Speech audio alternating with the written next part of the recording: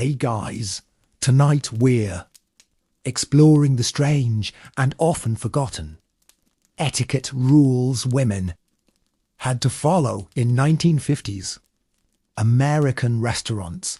So before we begin, please subscribe to the channel and settle in for another relaxing journey into history. Imagine stepping into a beautifully decorated restaurant in America during the 1950s. Soft music drifted through the room. Crystal glasses sparkled beneath chandeliers, and waiters moved carefully between tables covered in white cloth. At first glance, everything appeared elegant and welcoming. Yet, for many women, a visit to a restaurant involved much more than simply enjoying a meal. Hidden beneath the polite smiles and refined atmosphere was a complicated set of social rules that dictated exactly how a woman was expected to behave. These rules were rarely written on signs, but everyone was expected to know them. A woman entering a restaurant alone could attract unwanted attention because dining alone was often viewed as unusual. Many people believed respectable women should be accompanied by family members, friends, or a husband. Even the choice of where to sit could carry social meaning. Certain tables were considered more appropriate than others, and women were expected to avoid drawing too much attention to themselves. The menu presented another challenge. Etiquette experts often advised women to avoid ordering large portions or messy foods. A woman was expected to appear graceful and controlled at all times. Ordering a large steak, eating too quickly, or displaying a strong appetite could lead to criticism. Some magazines even suggested that women should choose lighter meals during dates to appear more feminine. Conversation was also carefully monitored. Women were encouraged to speak politely, avoid controversial topics, and never appear argumentative. The ideal woman was expected to be pleasant, cheerful, and agreeable. Advice columns regularly reminded restaurant was not a place for strong opinions or public disagreements. Even posture mattered. Women were taught how to sit properly, how to hold utensils correctly, and how to leave lipstick marks off glasses. Finishing schools and etiquette books offered detailed instructions for nearly every possible situation. What seems excessive today was considered important knowledge for young women hoping to make a good impression. These expectations reflected broader ideas about gender roles in post-war America. Restaurants became small stages where society's beliefs about femininity, respectability, and social status were performed every day.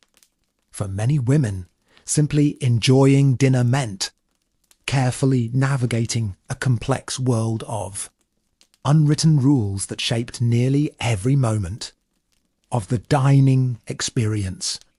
As restaurant culture expanded across America, dating became one of the situations where these unwritten rules were enforced most strongly. Young women were often taught that a restaurant date was not simply a meal but a test of character. Every action could be interpreted as revealing something about a woman's personality and future suitability as a wife.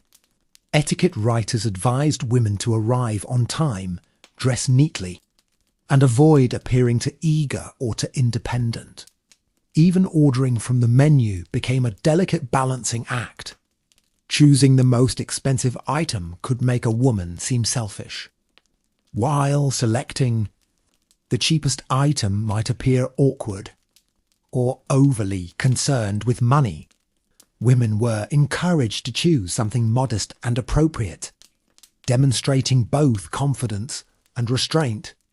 The man was usually expected to pay the bill, and this financial arrangement reinforced traditional social expectations. In many cases, women were discouraged from offering to pay for themselves because it challenged established customs. Restaurant staff also participated in maintaining these social norms.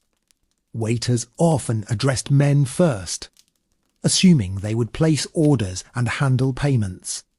If a couple arrived together, the man was frequently treated as the decision maker. Such behaviour seemed ordinary to many people at the time because it reflected broader assumptions about authority and gender. Appearance remained equally important throughout the meal. Women's magazines published endless advice about hairstyles, makeup, clothing, and posture. A woman was expected to look elegant without appearing vain. She should be attractive but not overly glamorous. She should be confident but never dominate the conversation. These expectations created a narrow path that many women felt pressured to follow. Some women embraced these standards, believing they represented sophistication and good manners. Others found them exhausting and restrictive. Yet, questioning such rules openly was not always easy. During the 1950s, conformity was often celebrated, and people who behaved differently could face criticism from friends, family members, or even strangers. Restaurants, therefore, became more than places to eat. They were social spaces where people constantly observed one another. A woman might be judged not only by her companions but also by nearby diners who shared similar ideas about proper behaviour. A simple dinner could become an exercise in careful self-presentation, where every gesture carried meaning far beyond the meal itself. Despite the pressure to follow these customs, not every woman experienced restaurant etiquette in the same way. Wealth, age, race, and location often influenced how strictly these expectations were applied. In large cities, some women enjoyed greater freedom and encountered more modern attitudes. In smaller towns, however, social traditions could be much stronger. People often knew one another personally, which meant public behaviour was observed even more closely. A dinner in a local restaurant might become a topic of conversation the next day. For working women, these unwritten rules created additional challenges. By the 1950s, more women were entering offices, stores, and other workplaces than ever before. Many stopped at restaurants during lunch breaks or attended business-related meals. Yet society still expected them to behave according to standards originally designed for wives and daughters rather than professionals.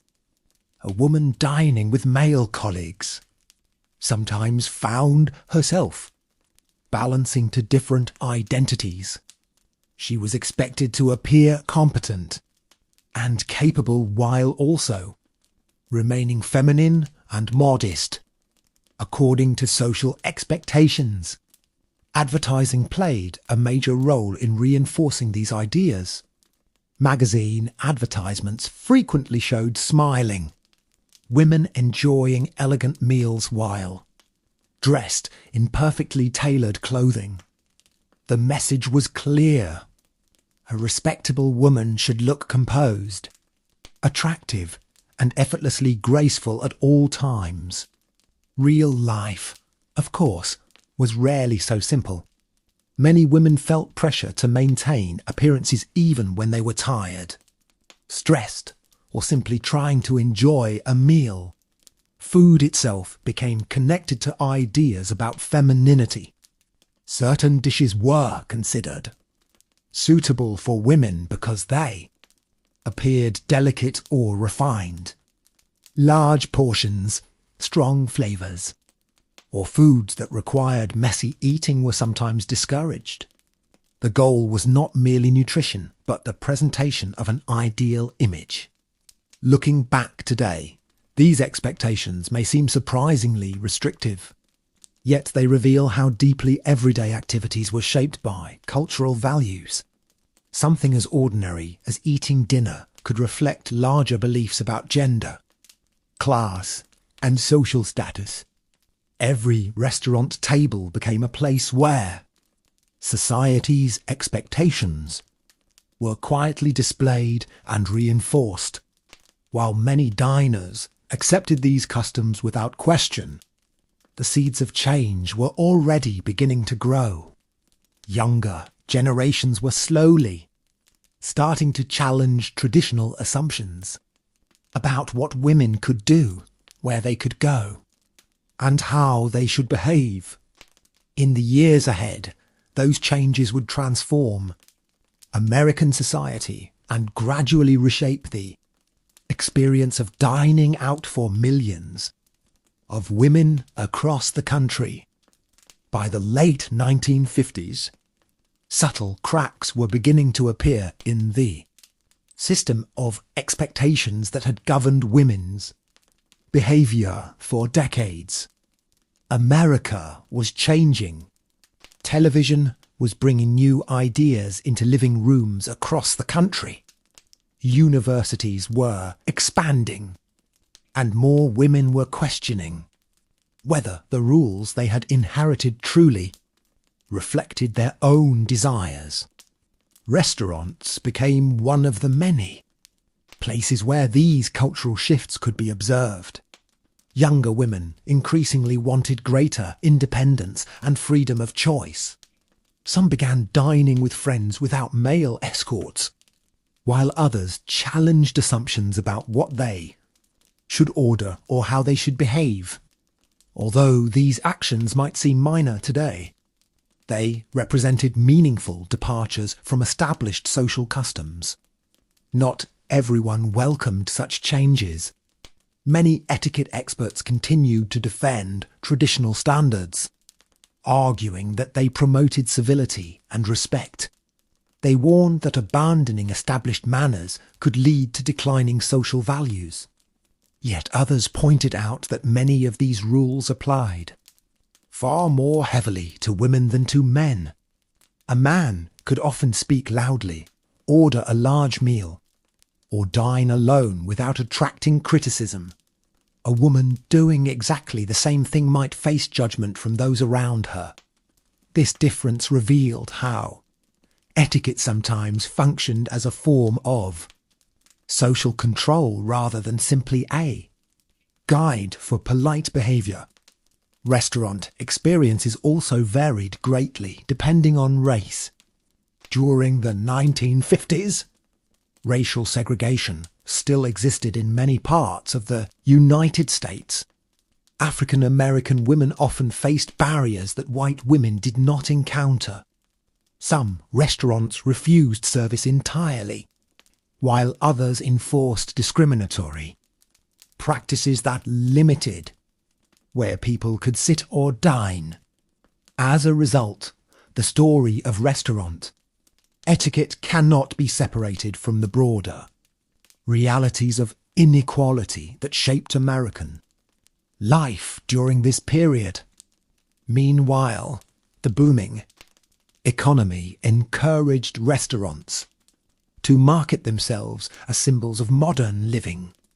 Families celebrated special occasions in dining rooms filled with polished silverware and elegant decorations.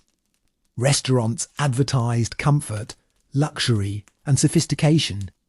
Yet beneath this polished image remained countless expectations about appearance, behaviour, and social status. Every meal reflected a complicated mixture of hospitality and social pressure. Looking back from the modern world, it becomes easier to see how unusual some of these customs were. What people considered natural or proper in the 1950s was often the result of cultural traditions that had developed over many generations. For women especially, dining out involved navigating a maze of expectations that shaped everything from clothing choices to conversation topics. And while many followed these rules faithfully, others quietly began imagining a future in which a woman could simply enter a restaurant, order whatever she liked, and enjoy her meal without worrying about society's judgment. As the 1960s approached, the world outside the restaurant doors was beginning to change more rapidly than many people realized. The generation that had grown up during the Second World War was reaching adulthood, and new ideas about freedom, equality, and personal choice were spreading throughout American society. The traditional expectations placed upon women were increasingly being questioned. What had once been accepted without discussion was now becoming the subject of debate. In restaurants, these changes often appeared in small and gradual ways. Women became more likely to meet friends for lunch, conduct business discussions over meals, or dine independently without worrying as much about public opinion. Although many old customs remained, their authority was slowly weakening. Younger women often viewed some etiquette rules as outdated rather than essential. They wanted to be judged by their intelligence, ambitions, and character instead of by how delicately they held a fork or whether they ordered the correct meal from a menu. Restaurant owners also adapted to changing times. As competition increased, businesses became more interested in attracting a wider range of customers than enforcing strict social expectations.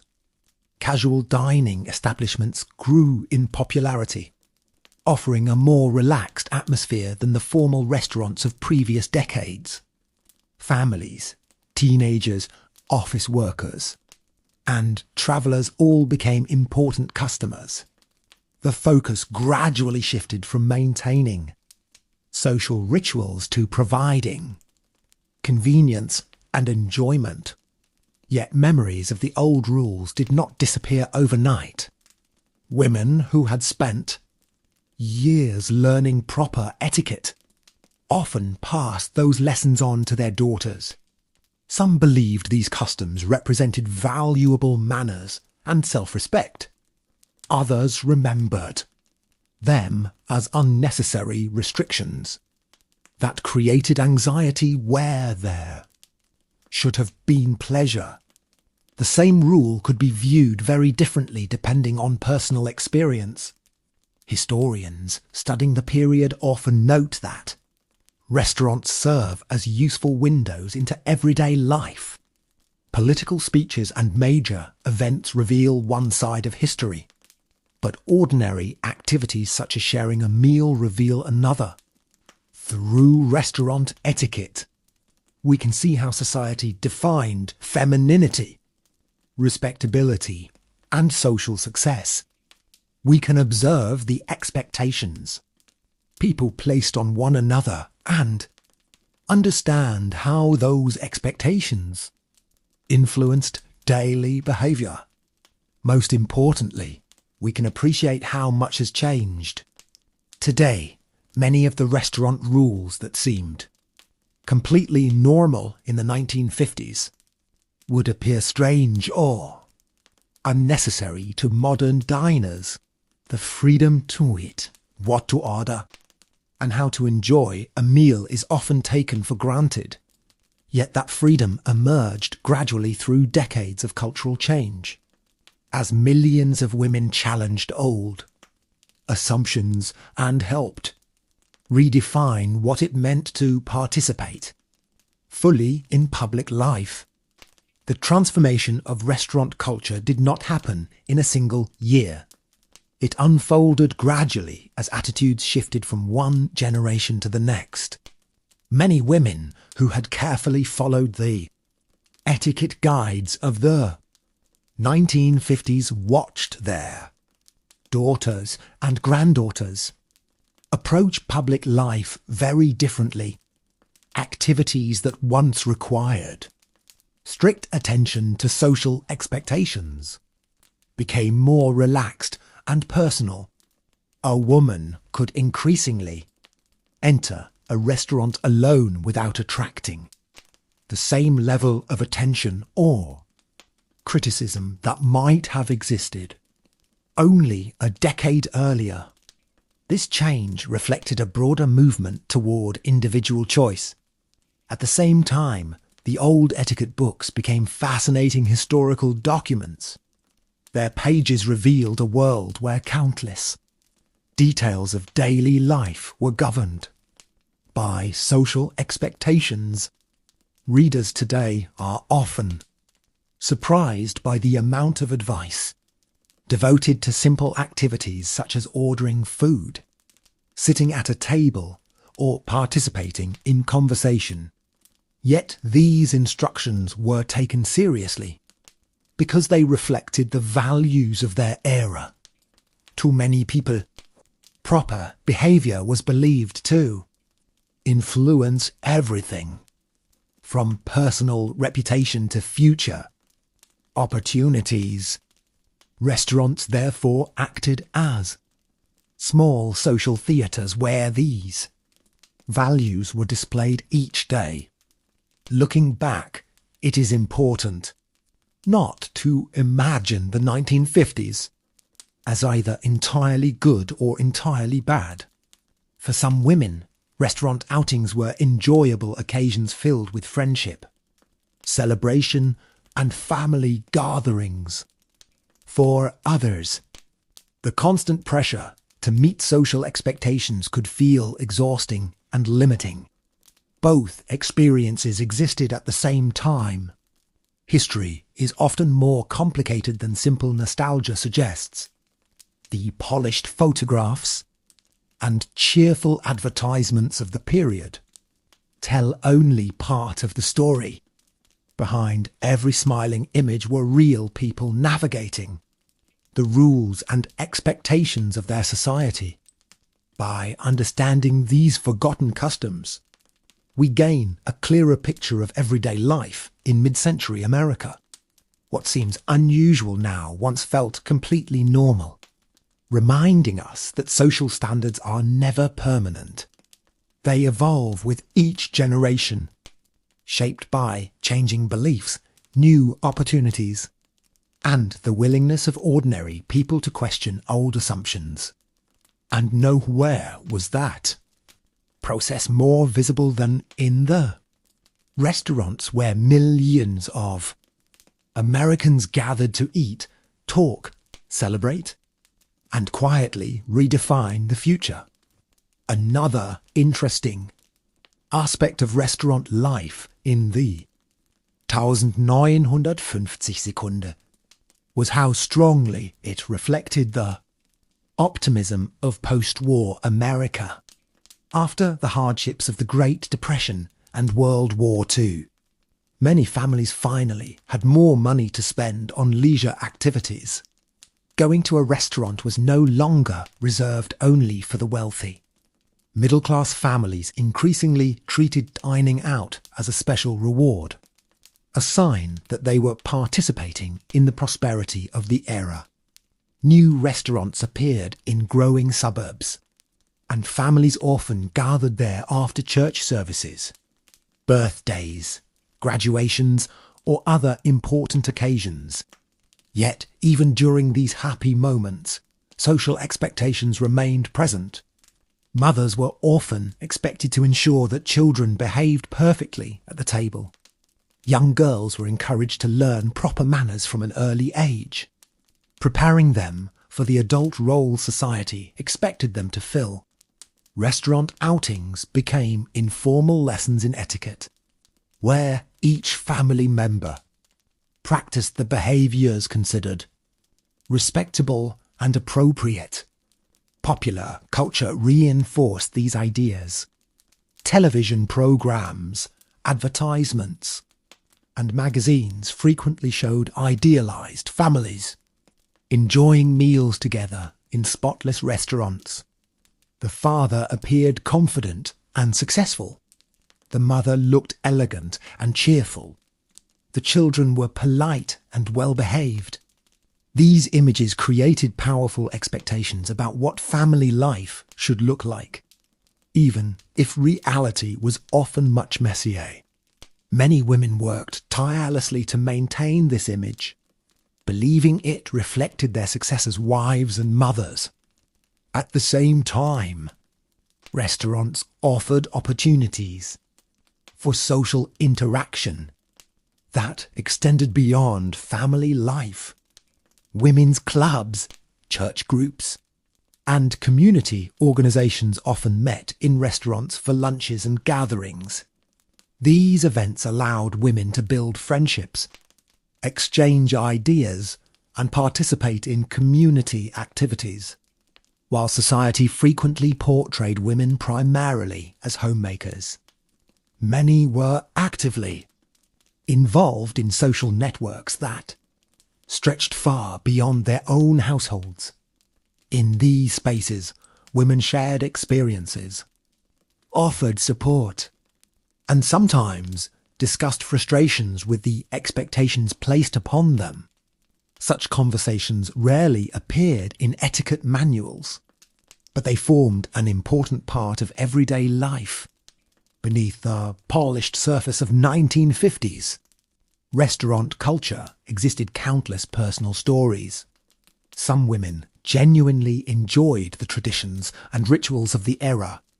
Others dreamed of greater independence and freedom. Most lived somewhere between those extremes, balancing personal desires with social expectations. Their experiences remind us that history is not only about laws, presidents, or major events. It is also about ordinary people sitting around dinner tables, making choices, adapting to circumstances, and slowly shaping the world that future generations would inherit. As historians look back on the restaurant culture of the 1950s, one of the most revealing details is how much effort people devoted to appearances. Respectability was not simply about being a good person. It was often measured through visible signs of behaviour. Clothing, manners, and social etiquette. Restaurants provided one of the most public places where these qualities could be displayed. A neatly dressed woman who followed accepted customs was often seen as reflecting positively on her family and community. Because of this, many women spent considerable time preparing for even a simple dinner outing. Dresses were carefully chosen, hair was styled, and makeup was applied according to the standards of the day. Such preparation was not always required by formal rules, but social expectations made many women feel it was necessary. The contrast with modern dining culture is striking. Today, people frequently visit restaurants wearing casual clothing, using mobile phones, or eating quickly between busy schedules. In the 1950s, however, dining out was often treated as an event. Even relatively ordinary meals could involve a degree of formality that seems unusual now. Men typically wore jackets in nicer establishments, while women often dressed elegantly regardless of the occasion. The atmosphere encouraged people to present the best versions of themselves to the public. Yet this emphasis on appearances sometimes created pressure and anxiety. Women worried about making mistakes, violating etiquette, or attracting negative attention. A simple social gathering could become stressful when every action seemed subject to judgment. Some women later recalled feeling relieved as social standards became more relaxed in the decades that followed. Others remembered the old customs with affection, viewing them as symbols of courtesy and refinement.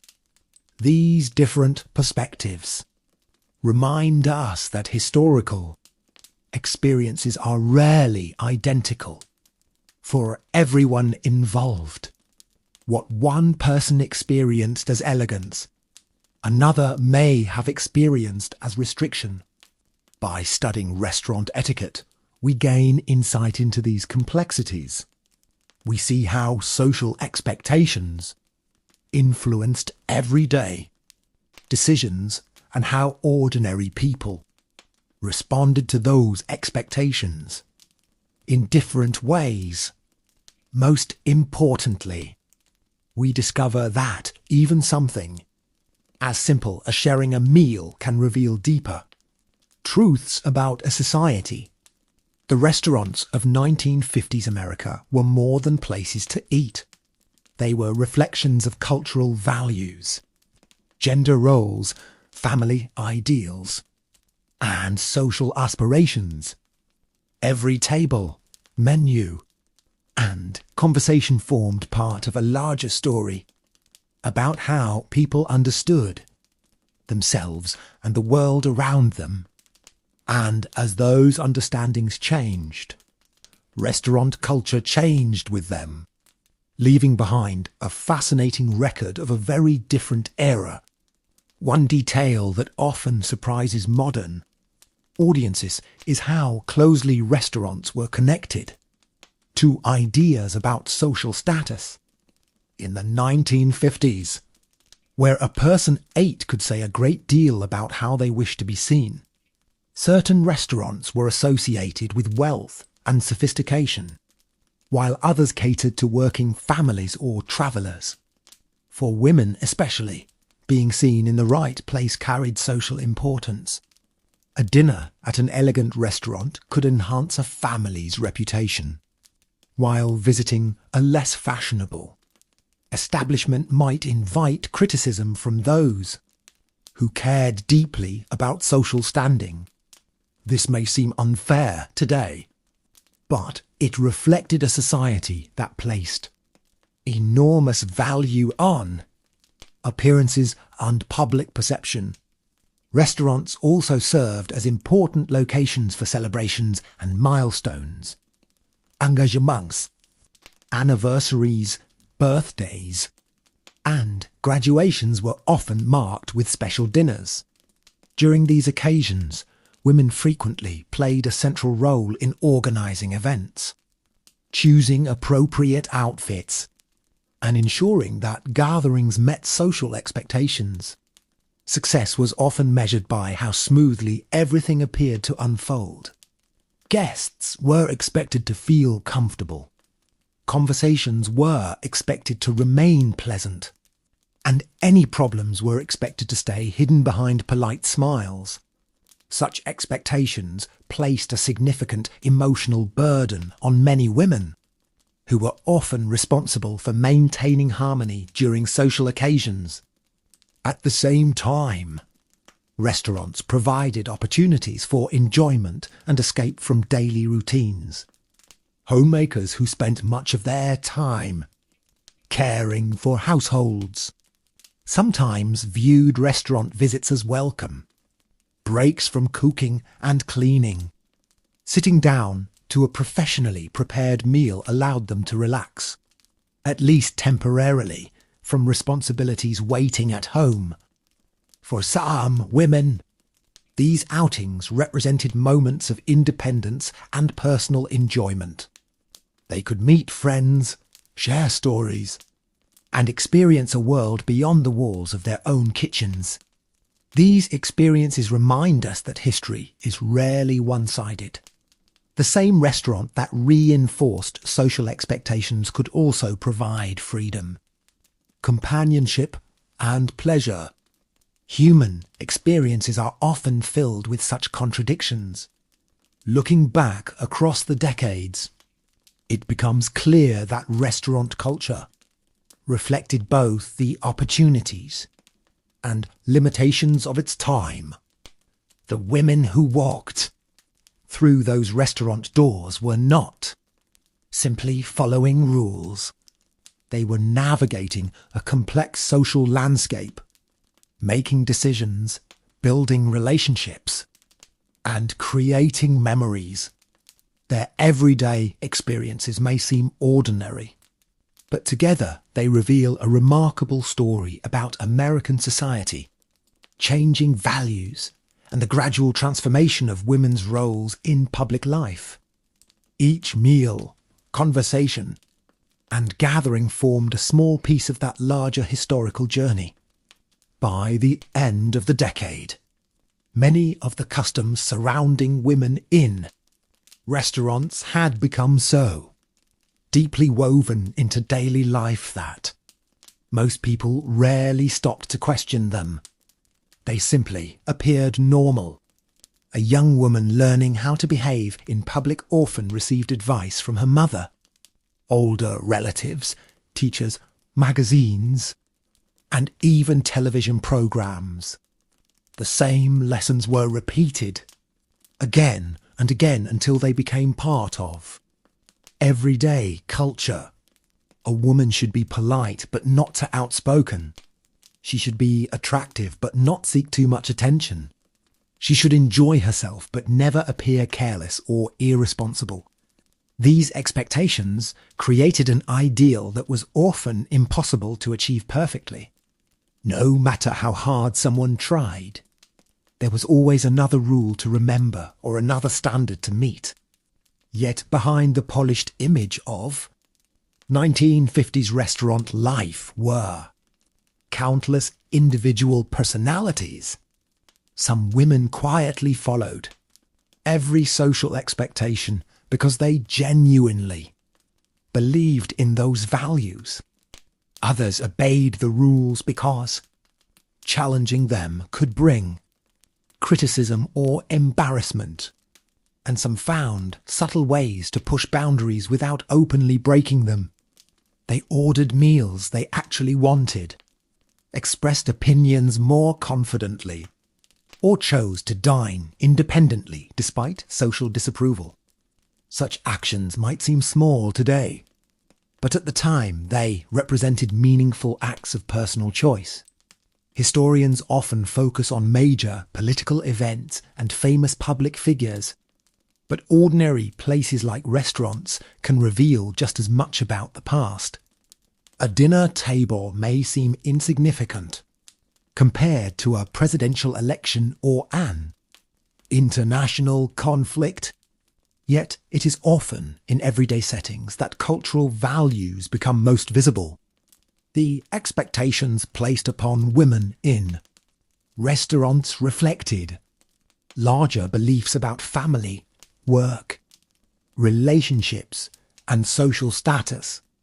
Through these seemingly simple customs, society communicated what it expected women to be and how it expected them to behave.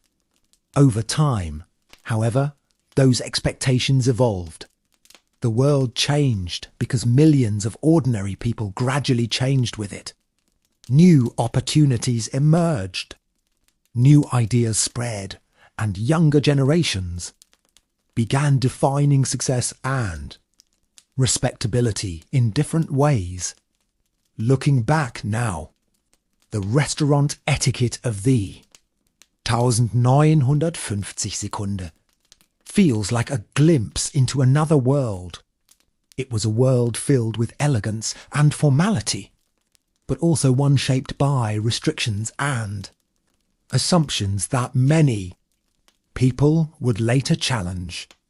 The women who lived through that era experienced both sides of that reality.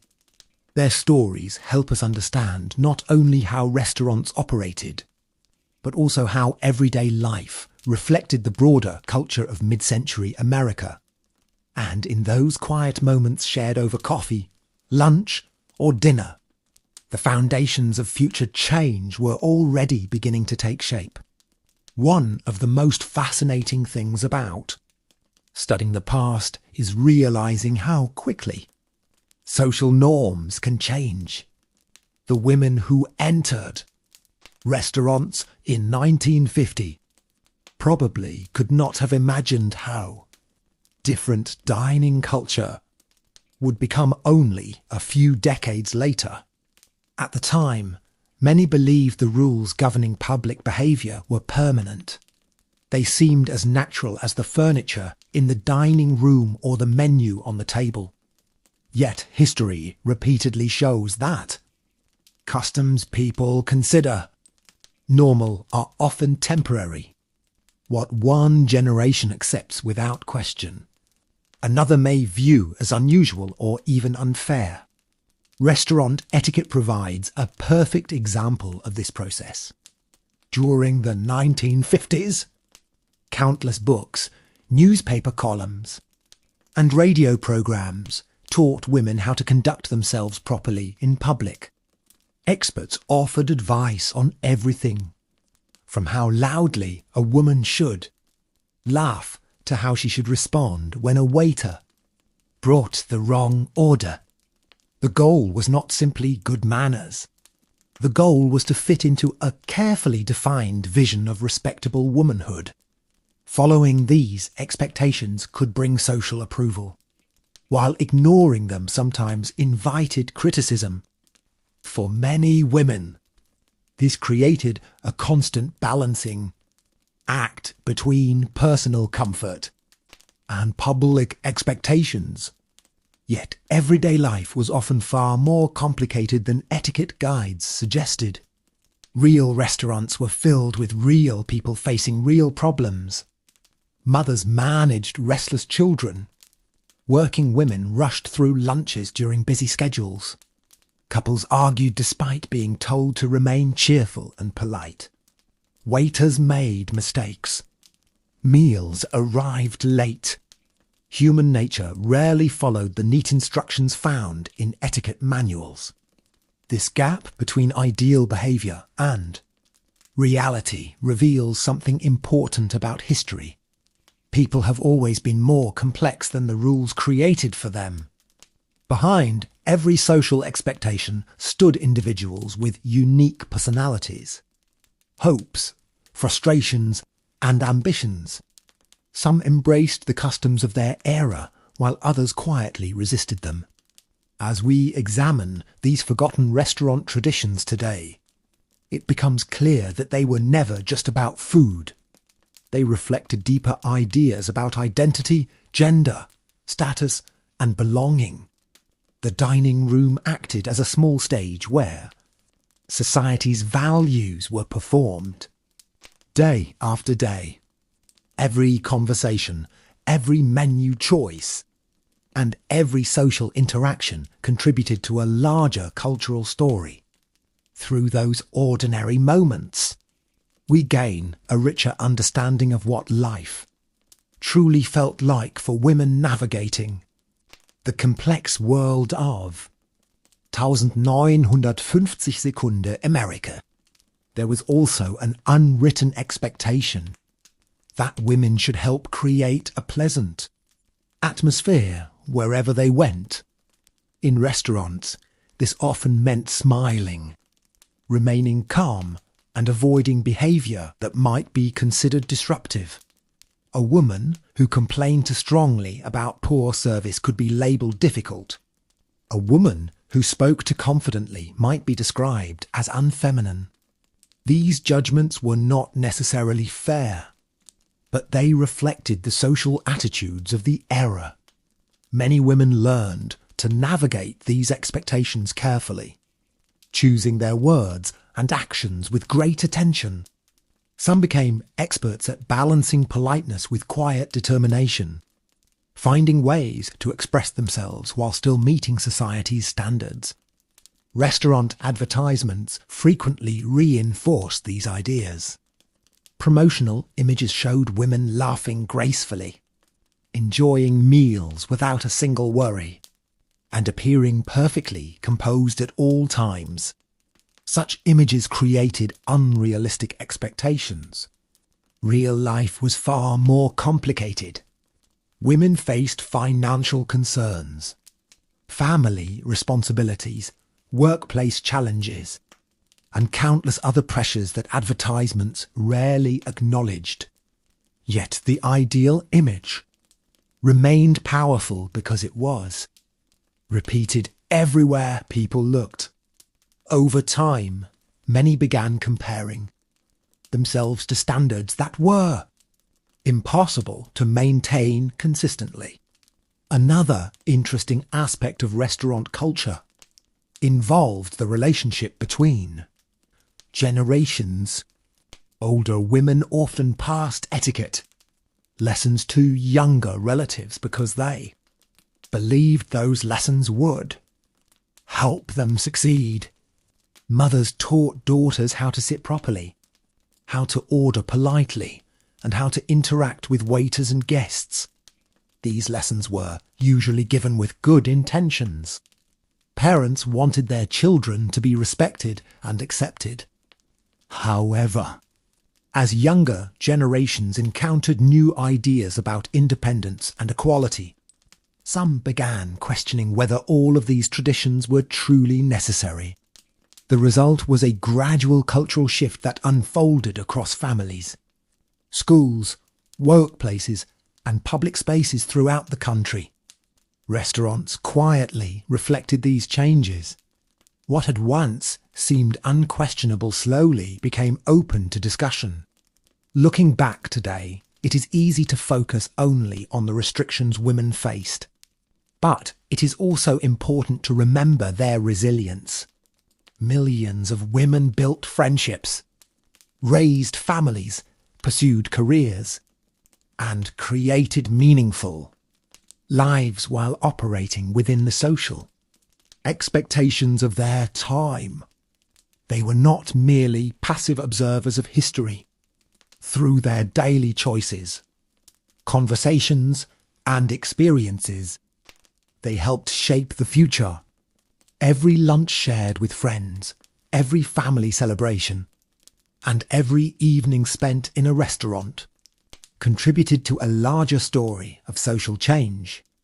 The dining rooms of 1950s America may appear ordinary, but within them unfolded countless personal stories that reveal the hopes, challenges, and ambitions of an entire generation. As the years passed, many of the women who had carefully followed these restaurant customs began sharing their memories with younger generations. Their stories revealed a world that felt both familiar and surprisingly different. They remembered dressing up for simple dinners, checking their appearance before entering a restaurant, and feeling aware that their behaviour might be observed by others. Some recalled these experiences fondly, describing a sense of elegance and occasion that made dining out feel special. Others remembered the pressure of constantly trying to meet expectations that seemed impossible to satisfy completely. Both perspectives offer valuable insight into the reality of life during that era. What is especially interesting is how invisible many of these rules had become. Because they were learned from childhood, people rarely stopped to question them. A young woman might spend years practicing proper table manners without ever asking why certain standards existed in the first place. Social customs often work this way. They become so familiar that they feel natural, even when they are actually products of a specific time and place. Historians study these details because they help explain how societies function beyond major events and political decisions. The small routines of daily life often reveal just as much about a culture as its most famous moments.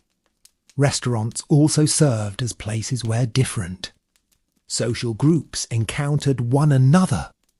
Businessmen, families, travellers, students, and workers all shared the same public spaces. Although social class often influenced where people chose to dine, restaurants still brought together individuals from many different backgrounds. Observing how people interacted in these settings provides a unique window into the values of mid-century America. Respectability, appearance, politeness, and social status all played important roles in shaping behaviour.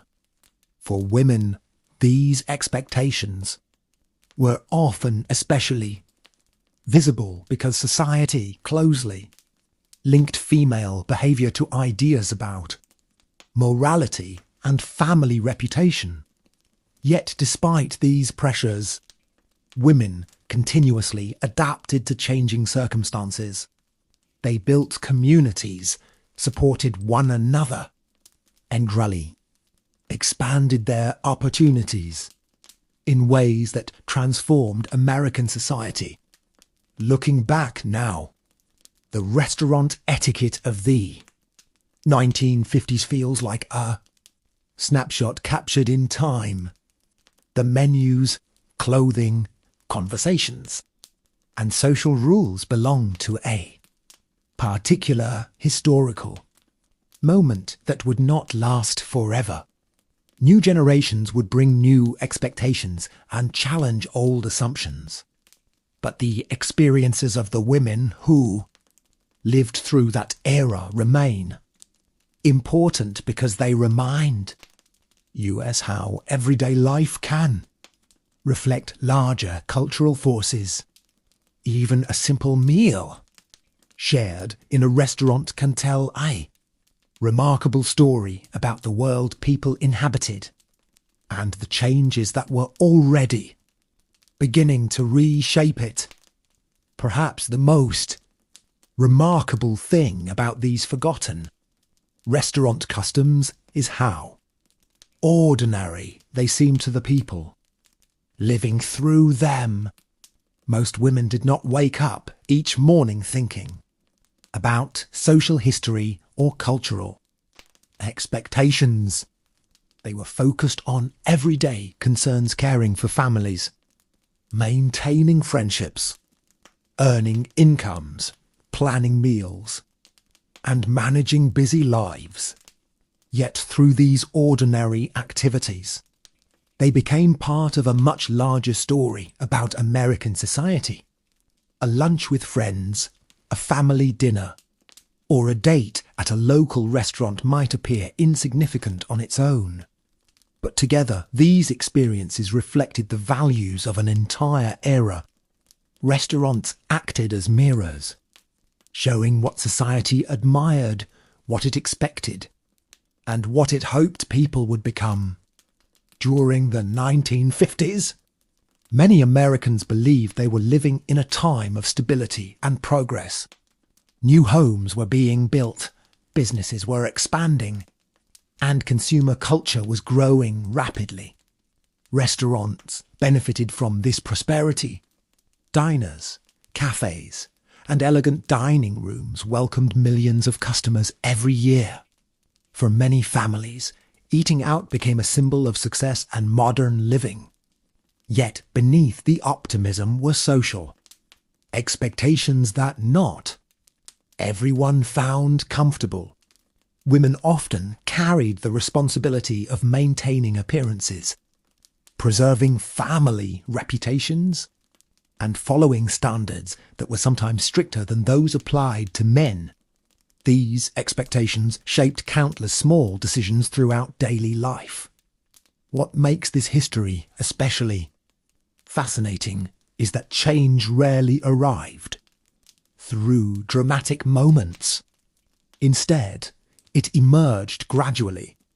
One woman decided to dine alone despite social disapproval. Another pursued a professional career and attended business lunches. A younger generation questioned advice that older generations had accepted without hesitation. These individual choices may have seemed small at the time, but collectively they helped reshape cultural norms. Over the years, attitudes toward women in public spaces evolved. Restaurants adapted to changing expectations, and society slowly expanded its definition of what women could do and how they could participate in public life. By examining these changes, we gain a deeper appreciation for how history unfolds. Major transformations are often built from countless everyday actions performed by ordinary people. The story of women in 1950s restaurants is therefore about much more than menus, table manners, or dining etiquette. It is a story about social expectations, personal choices, and the gradual evolution of cultural values. Through the experiences of these women, we can better understand how the past shaped the present and why even the most ordinary places can become important chapters in history. By the time the 1970s arrived, many of the strict social expectations that had defined restaurant culture in the 1950s were beginning to feel outdated. Yet their influence did not disappear completely. Older generations often carried those habits with them, continuing to practice the manners and customs they had learned in their youth. Some women still preferred dressing elegantly for dinner, carefully arranging their hair and choosing outfits that reflected the standards they had been taught. For them, these rituals were not simply rules but traditions connected to memories. For family valenti, meanwhile, younger women increasingly viewed restaurants as places of freedom rather than places of social evaluation. They entered public life with different expectations and greater opportunities than previous generations had enjoyed. Looking back today, it is tempting to judge the past according to modern standards. However, understanding history requires seeing the world through the eyes of the people who lived in it. Many women of the 1950s sincerely believed that good manners, careful appearance, and proper conduct were important virtues. They were responding to the values that surrounded them. At the same time, many quietly wished for greater independence and more choices. These two realities existed side by side. Human lives are rarely defined by a single experience or perspective. The history of women in restaurants reflects this complexity. It contains stories of conformity and resistance, enjoyment and frustration, tradition and change. Even something as simple as ordering a meal could reveal larger questions about identity and social expectations. Historians often search for clues about the past in government records, newspapers, and famous speeches. Yet valuable clues can also be found in ordinary places like restaurant menus, etiquette guides, advertisements, and personal memories. These everyday details help us understand how people actually lived. They reveal what individuals worried about, what they valued, and how they interacted with the world around them. The women who sat at restaurant tables during the 1950s may never have imagined that future generations would study their experiences. They were simply living their lives one day at a time. Yet those lives became part of a larger historical story that continues to fascinate people today. Their experiences remind us that history is not only made by presidents, celebrities, or major events. It is also shaped by ordinary people making ordinary choices. Every conversation shared over coffee, every family dinner, and every quiet moment spent in a restaurant contributed to the story of a changing America. And through those moments, we can better understand both the world they lived in and the world that eventually emerged from it.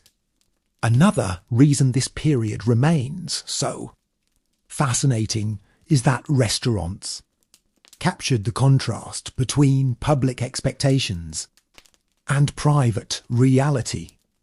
Publicly, many women were expected to appear calm, cheerful, and perfectly content with their roles. Advertisements, television programs, and magazines often presented an idealized image of womanhood that seemed effortless and flawless. A woman was shown smiling beside her family, enjoying dinner in a beautiful restaurant, and appearing completely satisfied with every aspect of her life. But private experiences were often much more complicated.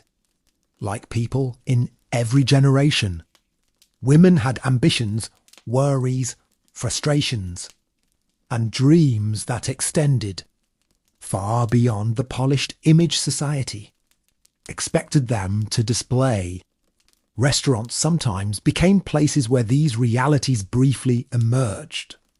Over lunch with trusted friends, women discussed personal challenges, family concerns, financial pressures, and hopes for the future, away from the idealized images of popular culture. They shared honest conversations about their lives. These moments remind us that history is not only about rules and expectations. It is also about the people who lived within those systems and found ways to express their individuality. In cases, women supported one another through friendship networks that provided encouragement and understanding. These relationships often played an important role in helping individuals navigate the pressures of everyday life. As the decades passed, many of the assumptions that had shaped restaurant etiquette slowly faded. New generations entered adulthood with different ideas about independence and equality. Behaviours that once attracted criticism gradually became ordinary. Women increasingly travelled alone, managed businesses, attended universities, and participated in public life without needing to justify their presence. Restaurants evolved alongside these changes, becoming more casual and welcoming to a wider variety of customers. Yet traces of the past remained. Certain manners and traditions survived because people genuinely appreciated them. Courtesy, kindness, and consideration for others continued to be valued even as stricter social expectations disappeared. This highlights an important distinction. Not every old custom was restrictive, and not every change involved abandoning good manners. Often, the transformation involved giving people more freedom to decide for themselves how they wished to behave. Looking back across the years, the story of women in 1950s restaurants becomes a story about adaptation. Society changed, opportunities expanded, and cultural values evolved. Through it all, ordinary women continued building families, friendships, careers, and communities. Their experiences may seem small when viewed individually, but together they form a rich and revealing portrait of everyday life in America.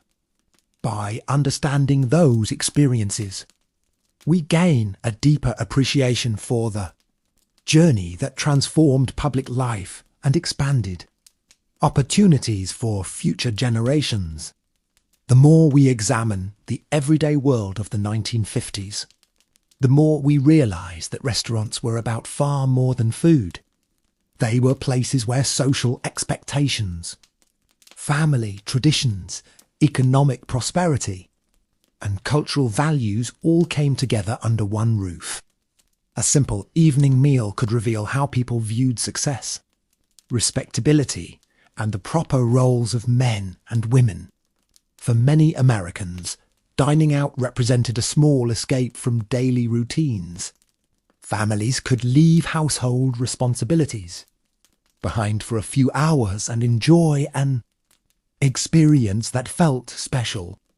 Children learned how adults were expected to behave. Couples strengthened relationships, and friends gathered to share news and stories. These ordinary moments helped shape memories that lasted a lifetime. Yet every generation experiences public life differently. The women who entered restaurants during the 1950s often carried responsibilities that modern audiences may find difficult to imagine. They were expected to maintain appearances, follow social customs, and navigate a complex web of unwritten rules, even when these expectations felt restrictive. Many women displayed remarkable adaptability. They learned how to work within the system while gradually pushing its boundaries. Change did not occur because a single person decided to transform society. It happened because millions of individuals made small choices over many years. Some challenged old assumptions directly. Others simply lived their lives in ways that expanded what future generations considered possible. Restaurants quietly witnessed these transformations. The same dining rooms that once reflected strict social expectations eventually welcomed a more diverse and independent public. Looking back now, it is easy to focus on how different the past was, but there are also surprising similarities. People still gather in restaurants to celebrate milestones, enjoy companionship, conduct business, and create memories. The details may have changed, but the human desire for connection remains remarkably constant. History often reveals that while customs evolve, many basic aspects of life stay the same. People continue searching for belonging, friendship, respect, and happiness regardless of the era in which they live. The story of women in 1950s restaurants therefore offers more than a lesson about etiquette. It provides a window into the hopes, expectations, and everyday experiences of an entire generation. Through their lives, we can see how social norms are created, how they influence behaviour, and how they eventually change. Every menu opened, every conversation shared, and every meal enjoyed became part of a larger historical journey that helped shape the modern world. And in those seemingly ordinary moments, history unfolded one table at a time. As historians continue exploring daily life in the 20th century, stories like these remain valuable because they reveal the experiences of people who rarely appear in history books. Most women who visited restaurants in the 1950s were not celebrities, politicians, or public figures. They were teachers, secretaries, nurses, homemakers, students, and mothers. Their names may not have been recorded in famous documents, yet their lives helped define the character of an entire era. Through their routines and choices, they contributed to the culture that shaped modern America. Every generation leaves behind traces of how it lived, and restaurants preserved many of those traces. Old photographs show families gathered around tables, friends sharing meals, and couples celebrating special occasions. Menus reveal what people liked to eat, while advertisements reveal what businesses believed customers wanted to see. Together, these small pieces create a surprisingly detailed picture of the past. They remind us that history is often hidden within ordinary moments that seemed unimportant at the time. One of the most interesting lessons from this story is how quickly social expectations can change. Rules that once appeared unquestionable eventually faded away. New generations entered public life with different priorities and different assumptions about what was acceptable. The changes did not happen overnight, nor did they affect everyone equally. Some traditions disappeared rapidly, while others survived for decades. Yet the overall direction was clear.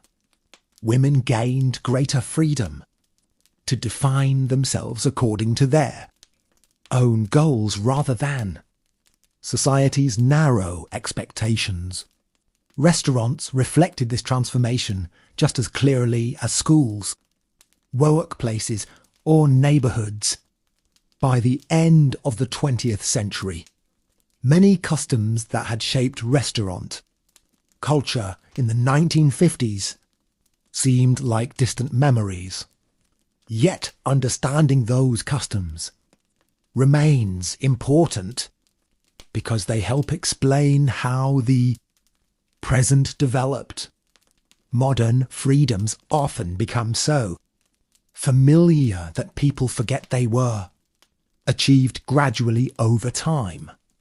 Looking back allows us to appreciate the efforts of countless ordinary individuals who helped create change simply by living their lives and making their own choices. The women who sat in restaurants during the 1950s could not know exactly what the future would bring. They could not predict how society would evolve or how later generations would view the world they inhabited. But their experiences became part of a larger story about adaptation, resilience, and cultural change. Through their everyday lives, they left behind a record of an America that was both familiar and remarkably different from the one we know today. And in that contrast, we find one of history's most fascinating lessons. Even the most ordinary moments can reveal extraordinary truths about the world people once called home. There is also something deeply human about the way restaurants preserve memories. Long after specific meals are forgotten, people often remember who they were with, what they talked about, and how they felt during those moments.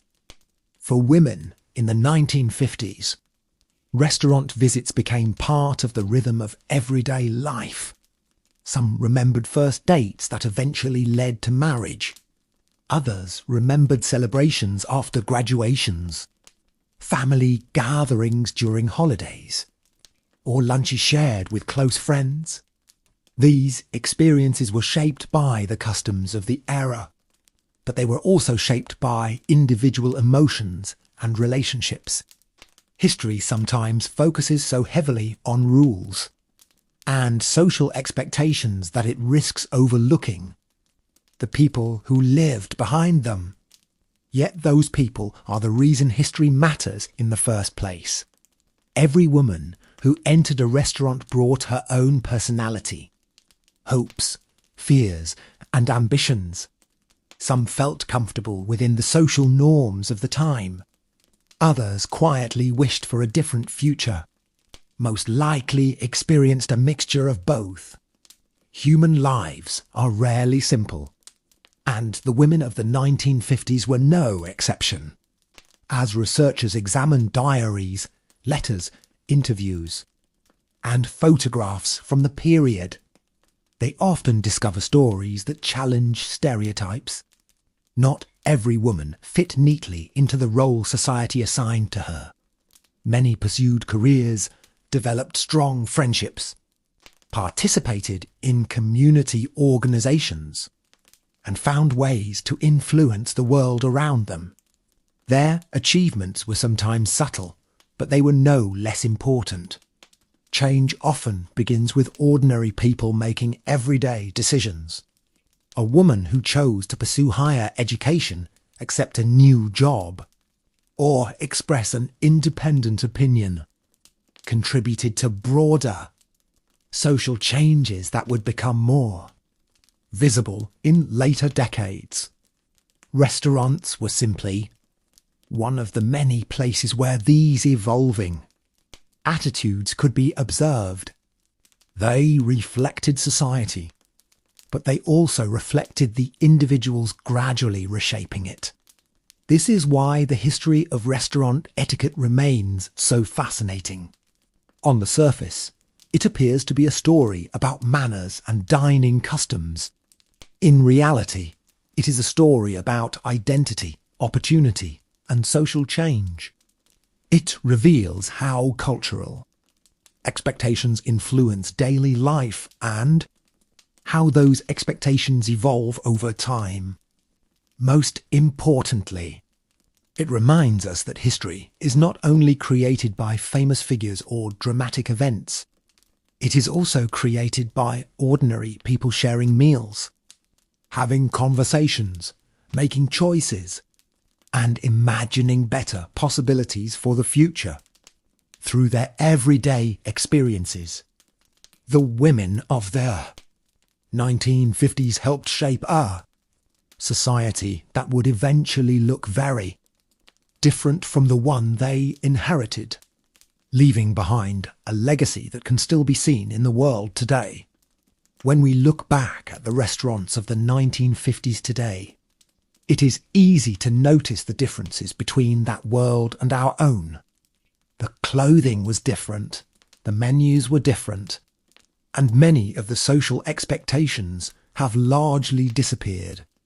Yet beneath those differences were people who wanted many of the same things people want today. They wanted companionship, respect, opportunity, and a sense of belonging. Women visited restaurants to celebrate important milestones, spend time with loved ones, and enjoy moments away from the responsibilities of everyday life. These simple experiences connected people to one another in ways that remain familiar even decades later. At the same time, the rules that shaped those experiences reveal how much society has changed. The idea that a woman might be judged for dining alone, ordering a large meal, or expressing a strong opinion now seems strange to many people. But in the 1950s, such judgments were often accepted as normal. Understanding this contrast helps us appreciate how social attitudes evolve. Customs that appear permanent are often temporary, influenced by the beliefs and values of a particular era. Future generations may someday look back at our own habits with the same curiosity that we bring to the past. This is one of the reasons history remains so valuable. It reminds us that the world is always changing, even when those changes happen slowly enough that people barely notice them. The women who lived through the 1950s did not know exactly how much society would transform during the decades ahead. They could not predict the cultural shifts, technological advances, and new opportunities that would emerge. They were simply living their lives, making decisions, raising families, building careers, and adapting to the circumstances around them. Yet through those ordinary actions, they became part of a much larger story. Their experiences helped shape the transition from one era to another. Every lunch with a friend, every family dinner, and every evening spent in a restaurant became a small piece of that transformation. History often seems distant when it focuses only on famous events. But stories like this bring it closer to everyday life. They show us that the past was filled with real people facing challenges, following traditions, questioning expectations, and imagining different futures. The restaurants of 1950s America were not just places where meals were served. They were places where culture was expressed. Relationships were formed, and social change quietly began to unfold. Through the experiences of the women who sat at those tables, we gain a deeper understanding of an era that continues to influence the world we know today. Perhaps the greatest lesson from this story is that everyday life can tell us just as much about the past as the most famous events in history books. Wars, elections, and major political decisions certainly shaped the 20th century, but so did countless ordinary experiences that took place far from the headlines. A woman sitting in a restaurant booth, choosing a meal, talking with friends, or celebrating a family occasion may not seem like an important historical figure. Yet when millions of people share similar experiences, those experiences become part of the larger story of an era. The restaurants of the 1950s therefore offer a unique window into American culture. They show us how people interacted, what they valued, and what society expected from them. They reveal the hopes and assumptions that influenced daily behaviour, often without people even realising it. For women especially, restaurant etiquette reflected broader ideas about femininity, respectability, and social status. These expectations could create opportunities for connection and community, but they could also place limits on personal freedom. As later generations challenged those limits, public life gradually became more open and flexible. Looking back now, it is clear that history was never standing still. Even during the seemingly stable years of the 1950s, change was already underway. New ideas were spreading, younger generations were questioning old assumptions, and women were finding new ways to participate in public life. These changes did not happen all at once. They emerged through thousands of conversations, decisions, and experiences repeated day after day across the country. Restaurants were among the many places where this transformation quietly unfolded. Every meal served, every friendship strengthened, and every social expectation challenged, contributed in some small way to the future that followed. This is why historians continue to study ordinary aspects of daily life. They help us understand not only what people did, but also how they thought and felt. They reveal the human side of history that can sometimes be hidden behind statistics and major events. The story of women in 1950s restaurants is ultimately a story about people adapting to the world around them, while slowly helping to change it.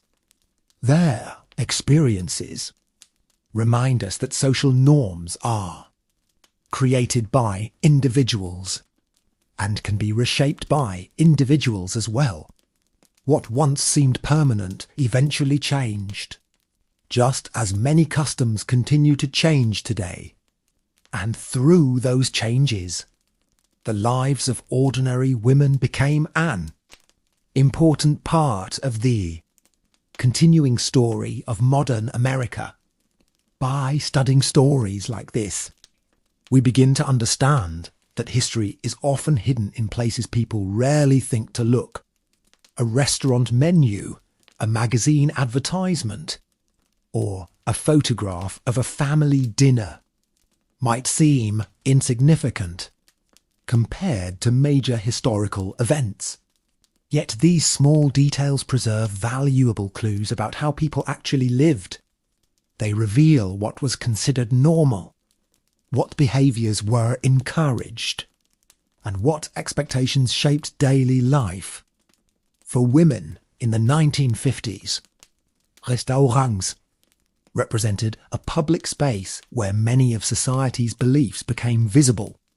The way a woman dressed, spoke, ordered food, or interacted with others could all be interpreted through the lens of social expectations.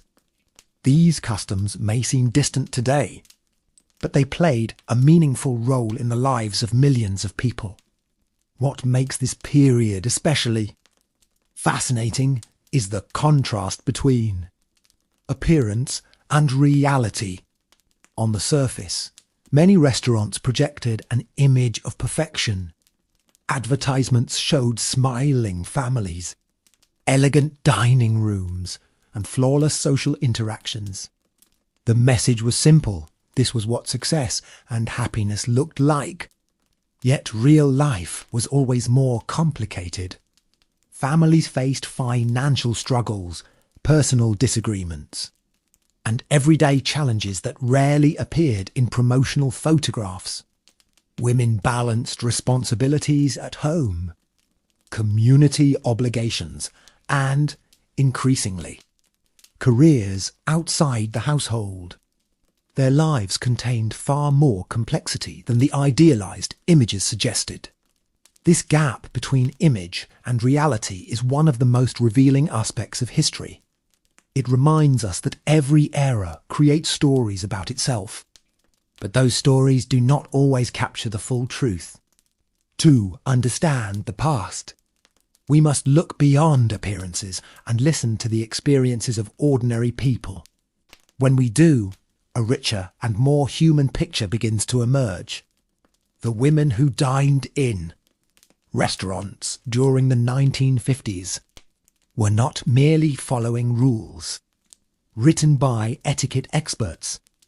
They were making choices, forming relationships, adapting to change, and creating lives filled with both challenges and joys. Some embraced the customs of the era, while others quietly questioned them. Most simply did their best to navigate a world that was evolving around them. Through their experiences, we gain insight into a society standing between tradition and transformation. The old expectations had not yet disappeared, but new possibilities were already beginning to appear on the horizon. In many ways, the restaurant tables of the 1950 Sekunde became places where these two, Zmade, tradition sat beside change, and the future slowly emerged through the everyday actions of ordinary people who never imagined they were helping to shape history. As we move deeper into the story, it becomes clear that the restaurant culture of the 1950s was not created overnight. Many of its customs had roots stretching back decades, even centuries. Ideas about proper behaviour, gender roles, and social etiquette were passed from one generation to the next. Parents taught children, schools reinforced expectations, and popular media repeated the same messages. Because these ideas were everywhere, most people rarely questioned them. They seemed like common sense rather than cultural traditions. Yet history shows that what appears natural in one era can seem unusual in another. This is why studying everyday customs can be so revealing. They help us understand not only what people did, but also why they believed certain behaviours were appropriate. For many women, restaurants offered a glimpse into a larger world beyond home and neighbourhood life. A visit to a restaurant could expose someone to new fashions, different social groups, and changing cultural trends. Young women often watched older women to learn what was expected of them. They observed how people dressed, how they spoke, and how they interacted with waiters and guests. In Sisvir, restaurants became informal classrooms where social norms were taught and reinforced. Yet they were also places where those norms could gradually change. Every time someone behaved differently from expectations. Even in a small way, they demonstrated that alternatives were possible. Over years and decades, these small differences accumulated into larger social transformations. It is important to remember that the women of the 1950s were not all alike. Their experiences varied according to age, income, education, location, and personal circumstances. A woman living in New York City might experience restaurant culture differently from someone living in a small rural town. A working professional might face different expectations than a homemaker. Despite these differences, many shared common experiences shaped by the social attitudes of the era. This combination of shared expectations and individual experiences is what makes history so fascinating.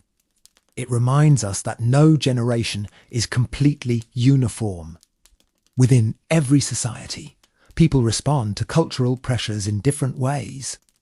Some accept traditions enthusiastically, others challenge them openly, and many find themselves somewhere in between. The story of women in 1950s restaurants reflects all of these possibilities. It is a story of conformity and individuality existing side by side, through ordinary meals and everyday interactions. Women navigated a world filled with expectations while quietly shaping the future through their choices. In doing so, they left behind a remarkable record of an era that continues to capture our imagination decades later. The passage of time has a way of turning ordinary experiences into historical artifacts.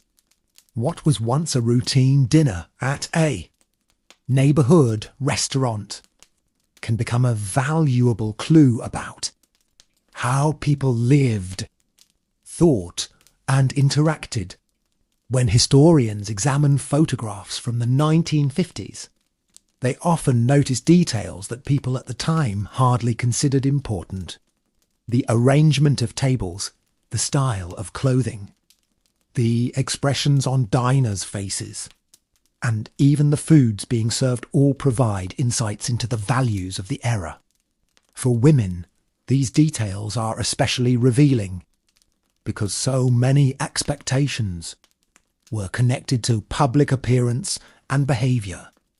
A restaurant was one of the places where those expectations became visible to everyone around them.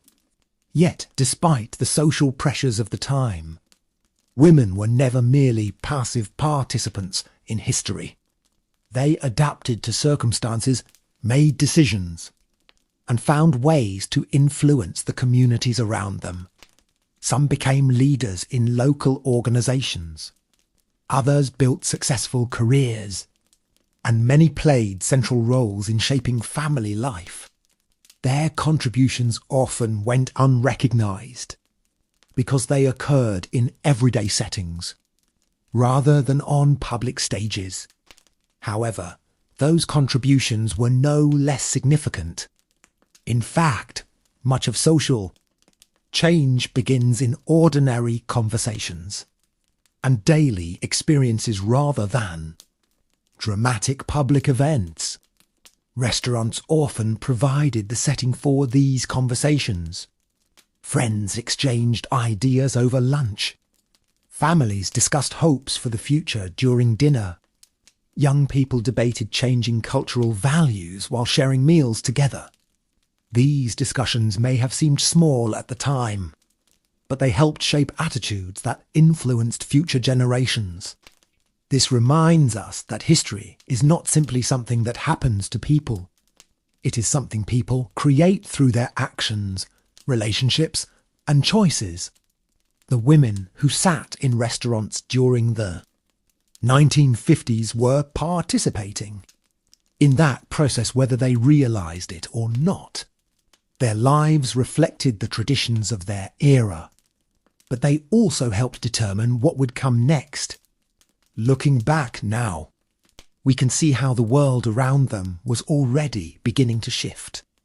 Economic growth, expanding educational opportunities, technological advances, and changing social attitudes were gradually transforming American society. Restaurants reflected these developments in subtle ways. New customers arrived, new expectations emerged, and old customs slowly lost their influence. The result was a culture in transition, balancing tradition with change. Through the experiences of ordinary women, we gain a deeper understanding of that transformation.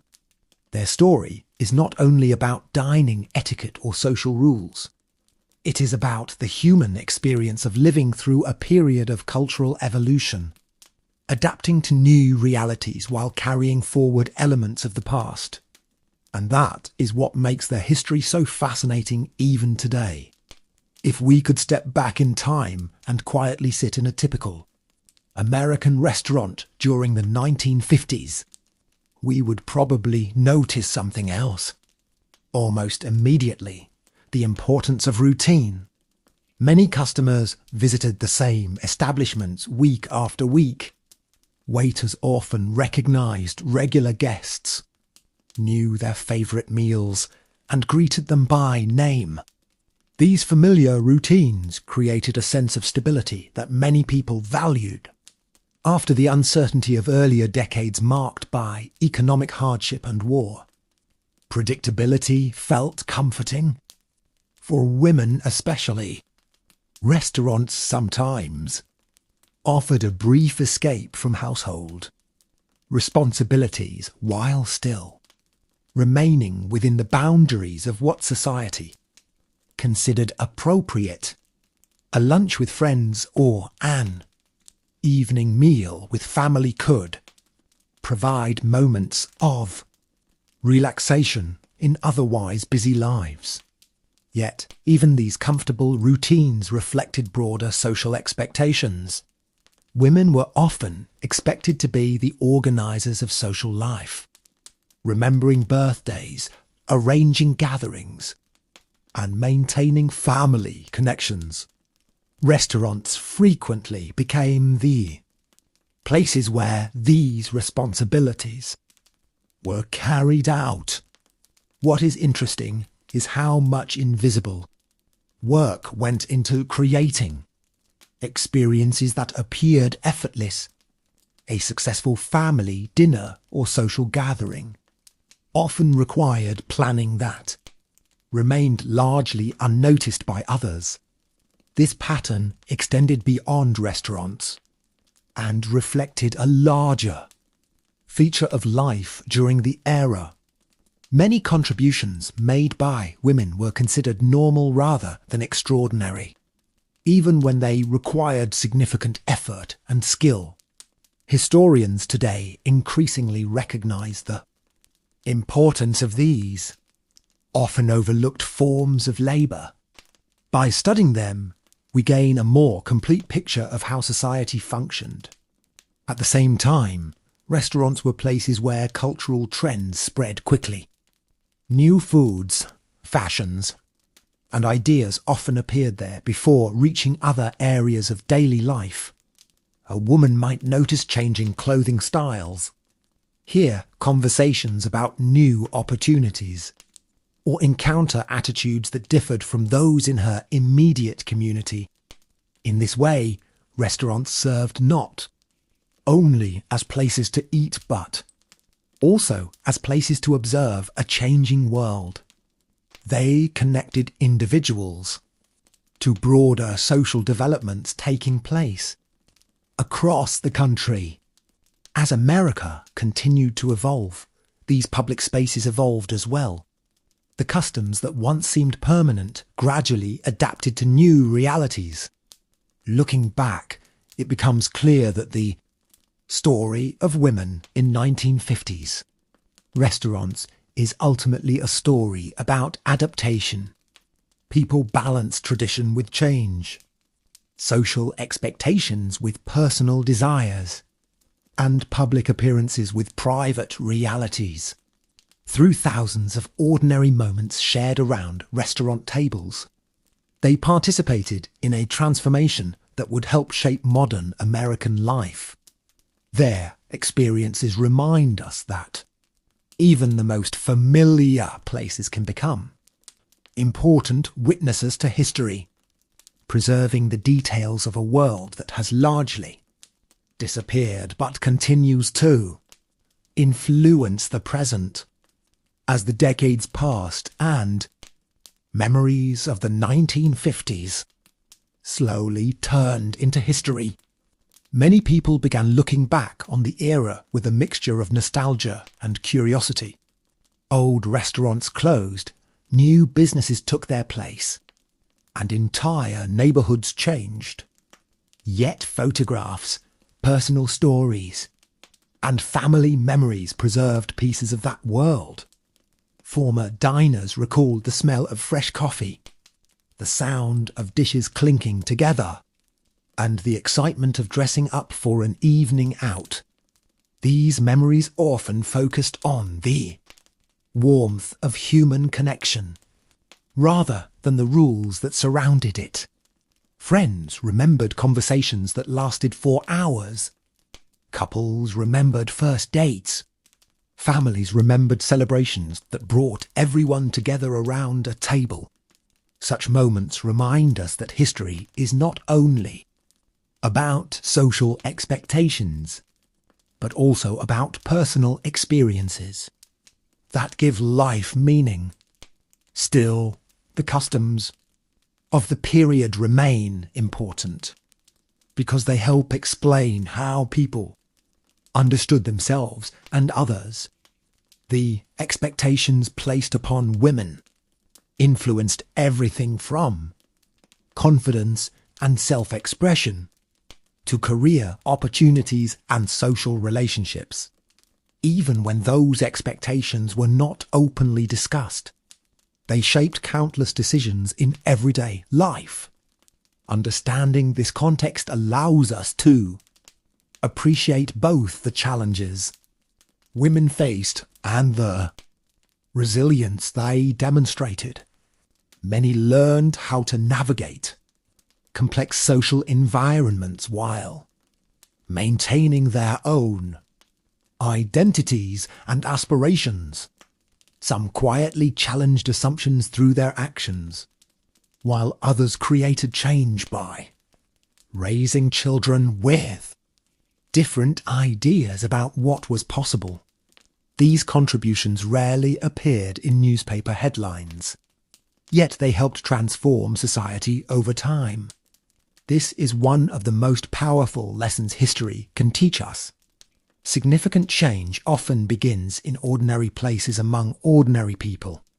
A conversation over lunch, a friendship formed at a restaurant table, or a decision to question an outdated expectation may seem small in the moment.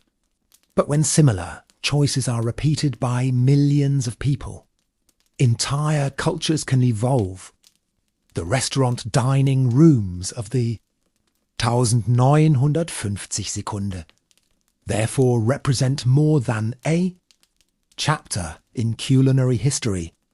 They represent spaces where social values were expressed, challenged, and gradually reshaped. Every customer who walked through those doors carried their own story, and together those stories formed the larger narrative of an era. By listening to those voices today, we gain a richer understanding of the past and a deeper appreciation for the generations whose everyday Experiences helped create the world we now inhabit. Their lives remind us that history is not distant or abstract. It is built from ordinary moments, shared meals, personal choices, and human relationships that continue to echo long after the restaurant lights have been turned off. Another fascinating aspect of this history is how quickly cultural memories can fade. Many of the rules that once seemed completely normal in 1950s restaurants are barely remembered today. Younger generations often find them surprising because they grew up in a world with very different expectations.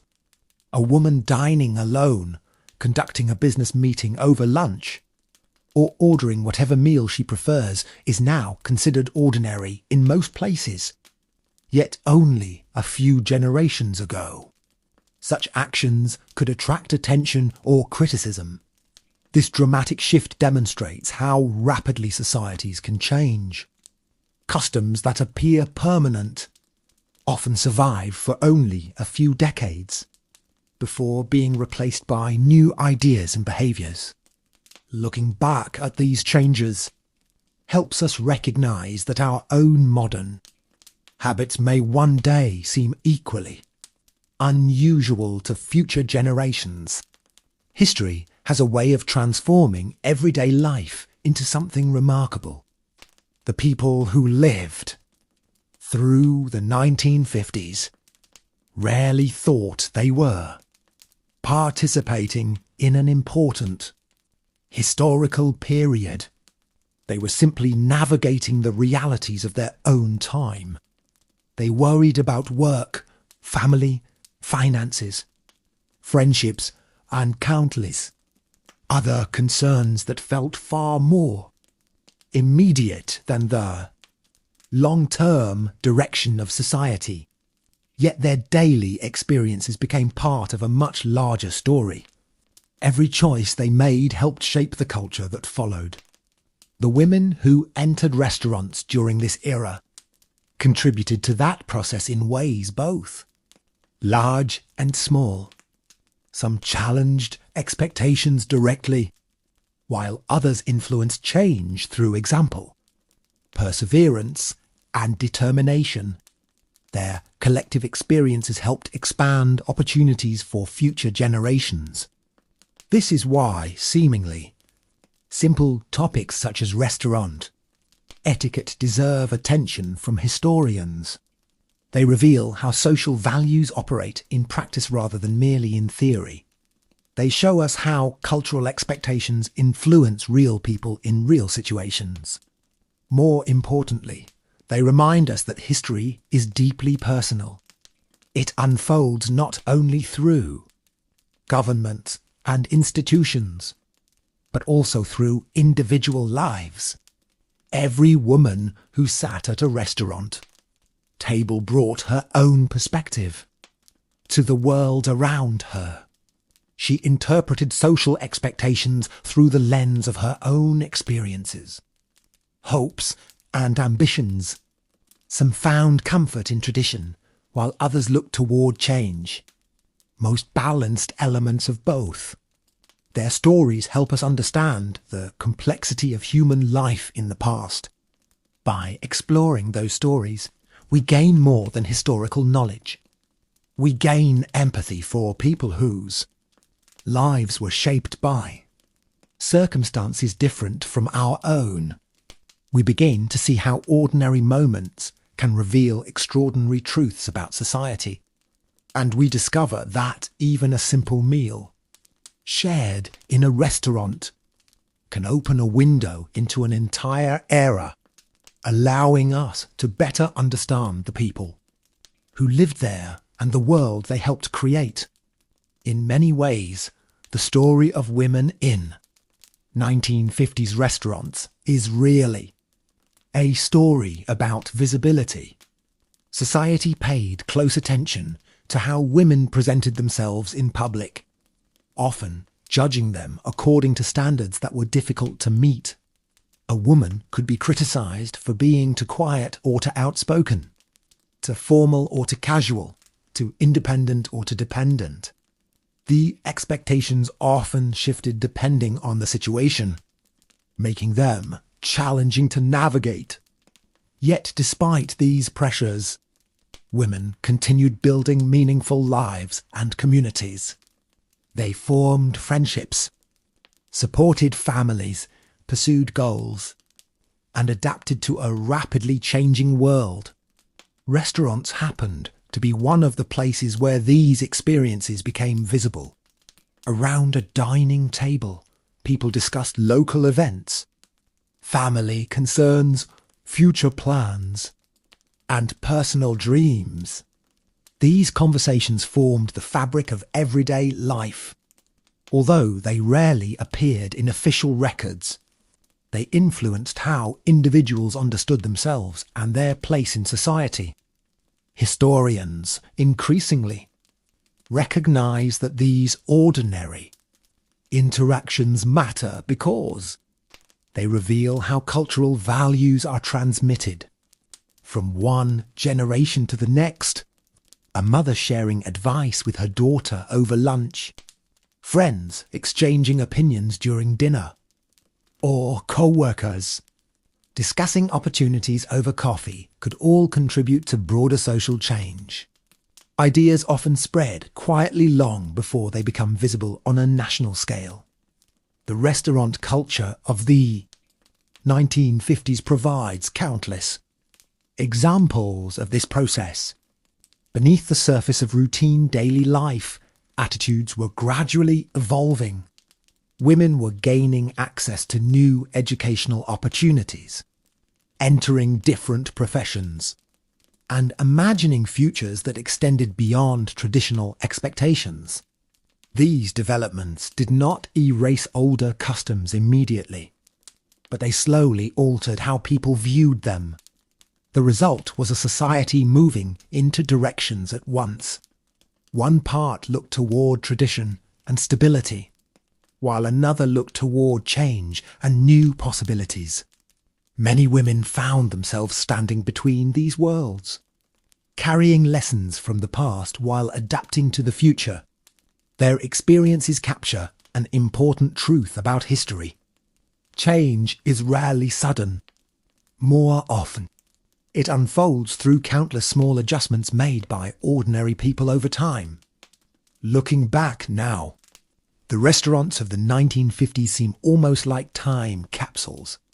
Within their walls, we can observe the values, assumptions, hopes, and concerns of an entire generation.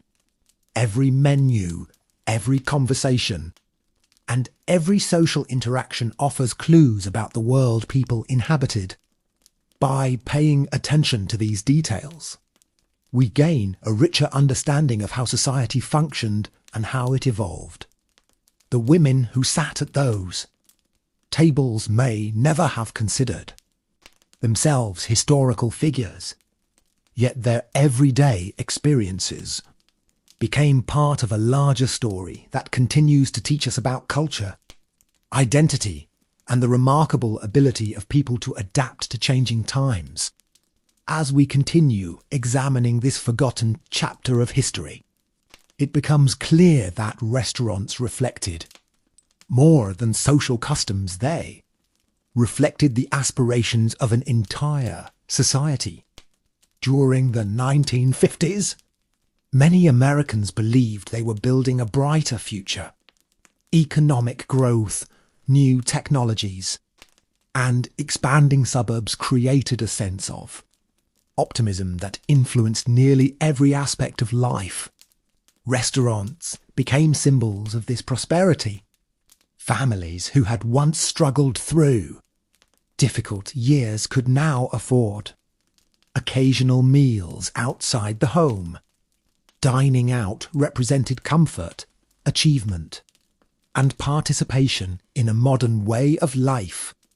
Women played a central role in this experience, whether organising family outings, meeting friends, or accompanying spouses to social events. They helped shape the atmosphere that restaurants sought to promote. Yet this visible role existed alongside expectations that often limited personal freedom.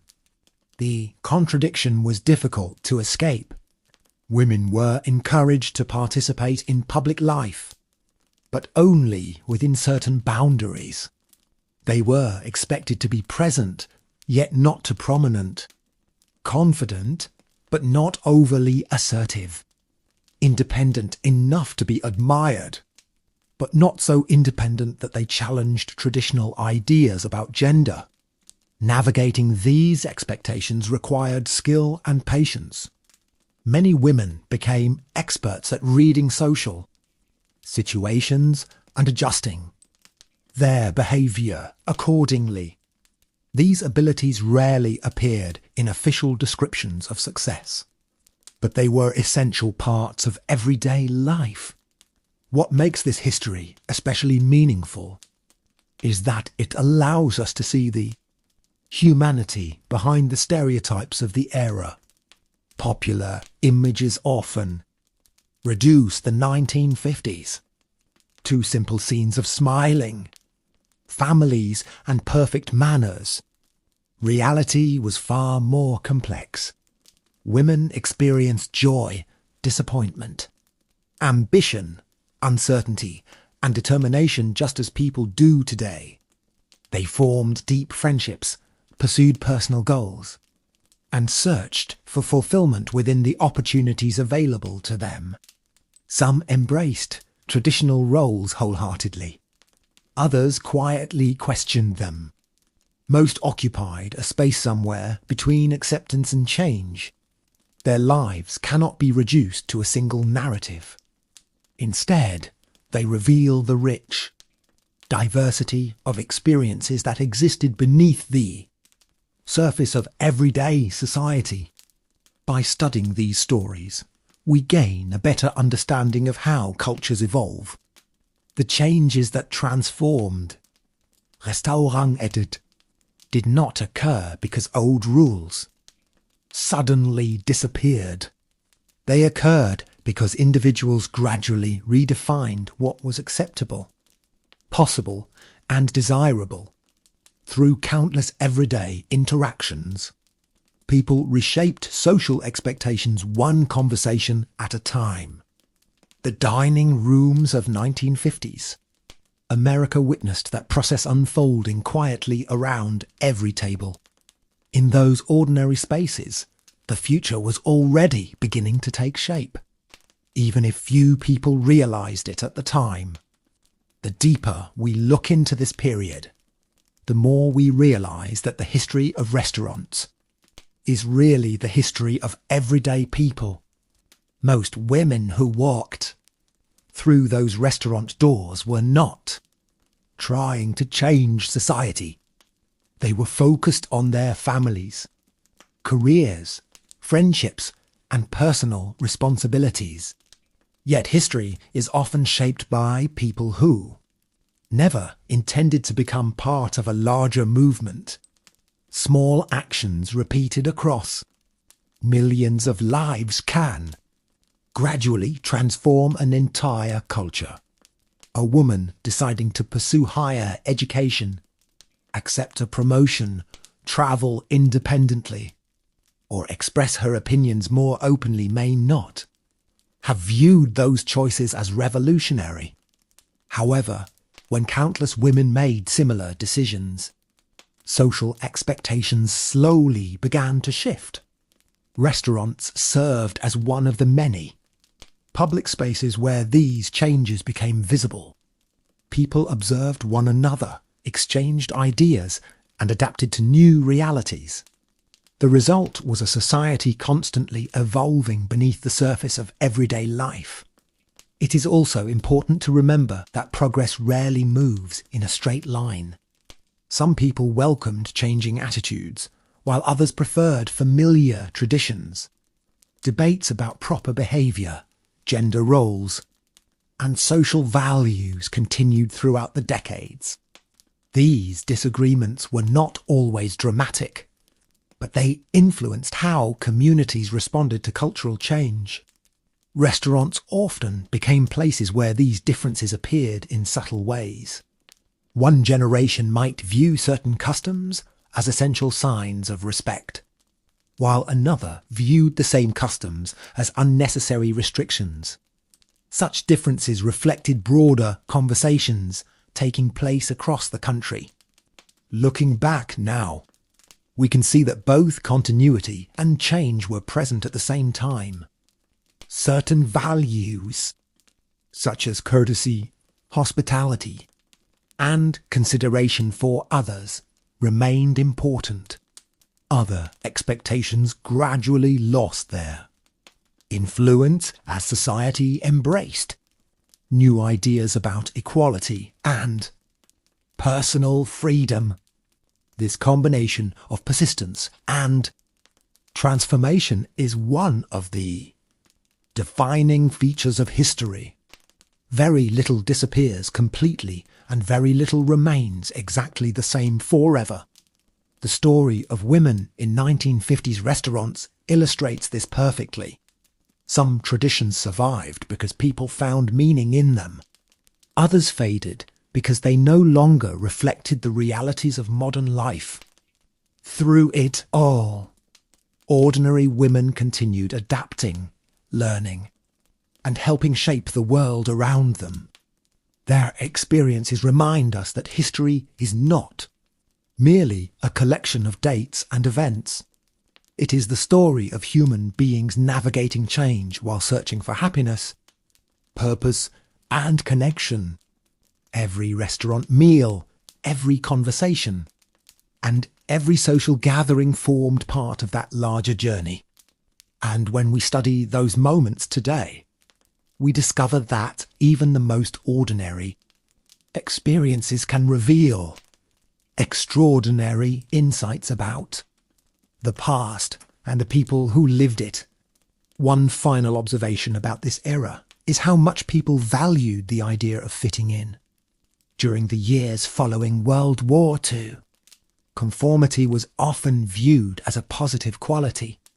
Communities encouraged people to follow accepted social norms, maintain good reputations, and avoid behaviour that appeared unusual. Restaurants reflected this mindset perfectly. Customers were expected to know the unwritten rules, follow proper etiquette, and behave in ways that made others comfortable. Women often felt this pressure most strongly because society closely linked female behaviour to family, honour, and social respectability. A woman's actions in public could influence how relatives, neighbours, and friends viewed her entire family. As a result, many women became highly aware of how they dressed, spoke, and interacted with others while dining out. Yet, beneath this culture of conformity existed a growing desire for individuality.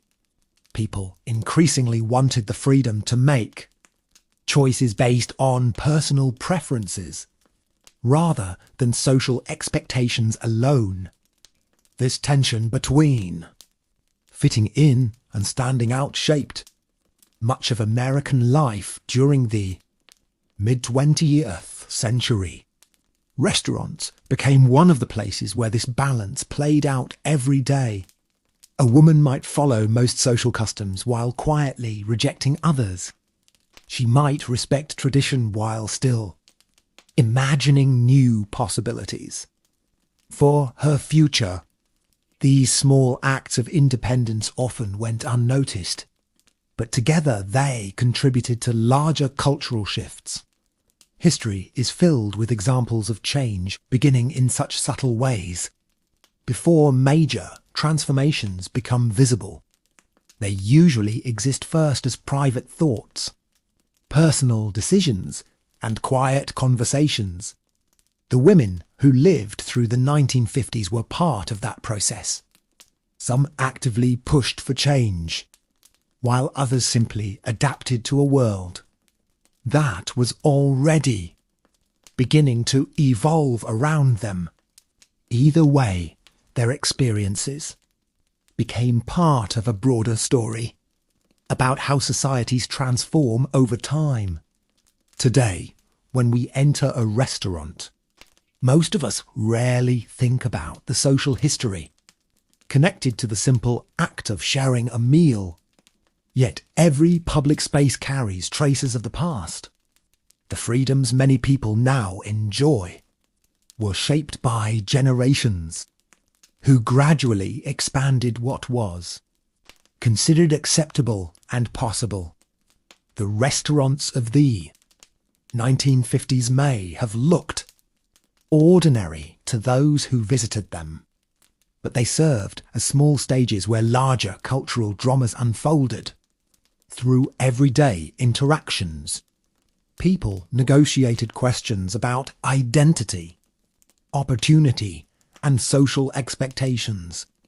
And in doing so, they helped create the more flexible and diverse society that would emerge in the decades ahead. Their story reminds us that history often changes not through sudden revolutions, but through countless ordinary moments lived by ordinary people. As the 20th century continued moving forward, many of the restaurant customs that once seemed essential gradually became historical curiosities. Younger Americans often found it difficult to imagine a world where so many expectations surrounded something as simple as having dinner. The rules that had guided previous generations slowly faded into memory, preserved mostly in old magazines, etiquette books, photographs, and personal stories. Yet those forgotten customs still tell us something important about the people who lived through them. They reveal a society trying to balance tradition, prosperity, and changing ideas about the future. For women, restaurants were never just places to eat. They were places where social expectations were displayed. Friendships were strengthened. Family relationships were maintained. And personal identities were shaped. Every visit carried meanings that extended beyond the meal itself. Looking back today, it is easy to focus on the restrictions and overlook the human stories behind them. But history becomes most meaningful when we remember the individuals who lived through it. The women of the 1950s laughed with friends, celebrated milestones, worried about their futures, cared for loved ones, and dreamed about better opportunities, just as people do today. Their world may have followed different rules, but their hopes and emotions were remarkably familiar. This is perhaps why the era continues to fascinate modern audiences. It feels distant enough to seem unusual, yet close enough for us to recognize ourselves within it. The restaurant tables, menus, and social customs belong to another time, but the people sitting there were not so different from us. They were ordinary individuals trying to build meaningful lives within the circumstances they inherited, and through their everyday actions, they helped shape the society that future generations would eventually inherit. In Setzen's of Women in 1950s Restaurants is not only a story about the past. It is also a reminder that the world around us is constantly changing. The customs we consider normal today may one day seem just as surprising to future generations as the etiquette rules of the 1950s seem to us now. History never truly stands still. It moves forward through the lives of ordinary people. One conversation, one decision, and one shared meal at a time. There was another side to restaurant life in the 1950s that is often forgotten. Today the role restaurants played in teaching young people how to become adults. For many teenagers, a restaurant was one of the first places where they were expected to interact with the wider world. Without constant supervision, young women learned how to speak with waiters, how to participate in social conversations, and how to navigate situations that were considered important parts of adult life. A simple dinner date could feel like a major event because it represented a step toward independence. Parents often viewed these outings as opportunities for their children to demonstrate maturity and responsibility. As a result, restaurants became places where social expectations were passed from one generation to the next. The rise of car culture also transformed restaurant experiences during this period. Across America, new ways connected cities and suburbs, making travel easier than ever before. Families could drive farther, visit new places, and explore restaurants that previous generations might never have seen. Drive-ins became especially popular. Young couples gathered there after movies, teenagers met friends, and families enjoyed meals without leaving their vehicles. Although these locations often felt more relaxed than formal dining rooms, many of the same social expectations still existed beneath the surface. Women were often expected to maintain a certain appearance and behaviour, regardless of where they ate.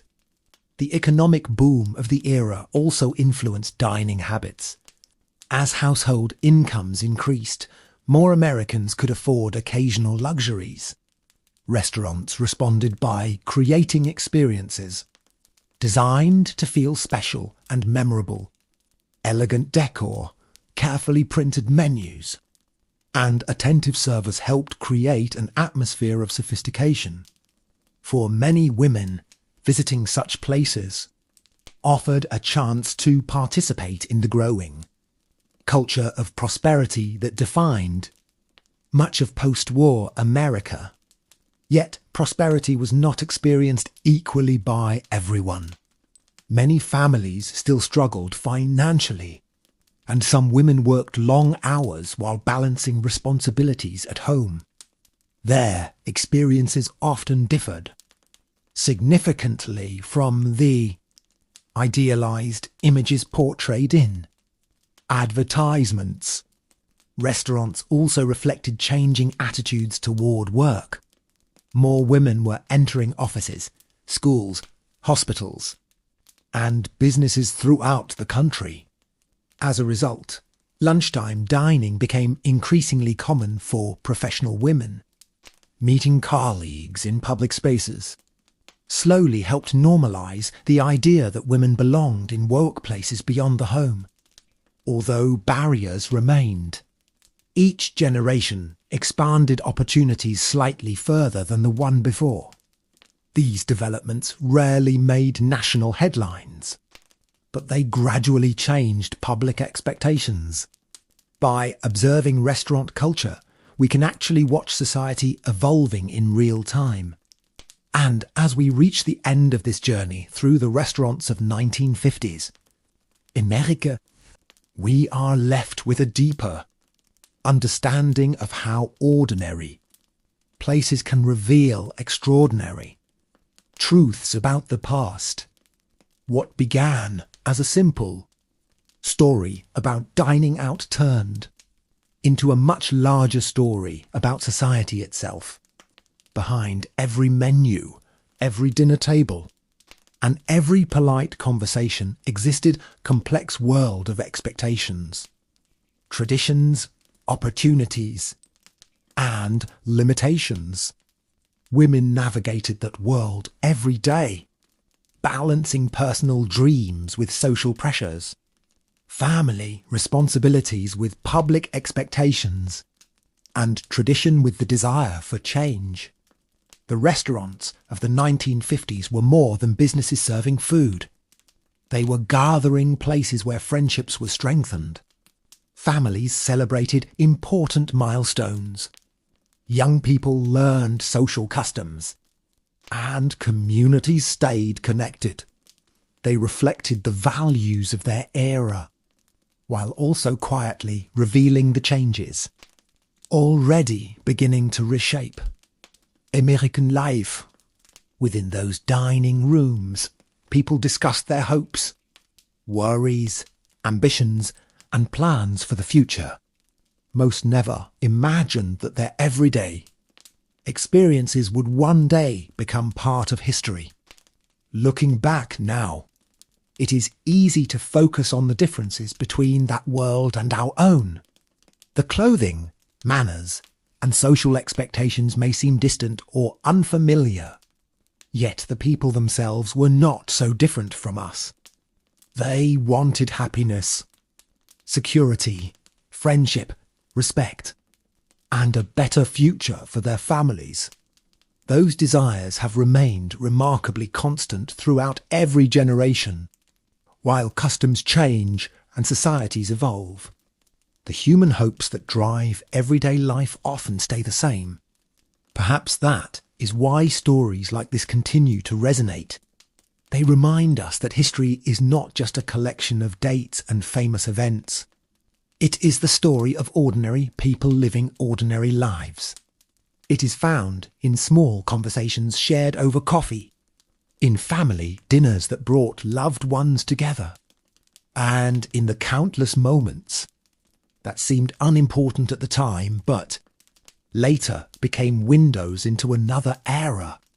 The women who sat at restaurant tables during the 1950s helped shape modern America, not through grand speeches or dramatic acts, but through the choices they made every single day.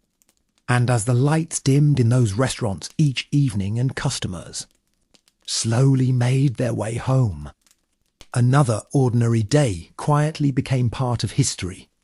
The meals were finished, the conversations ended, and the tables were cleared, but the stories remained.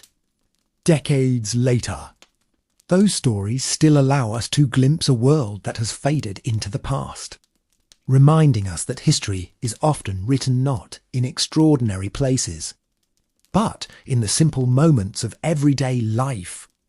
And with that gentle thought, we bring this chapter to a peaceful close.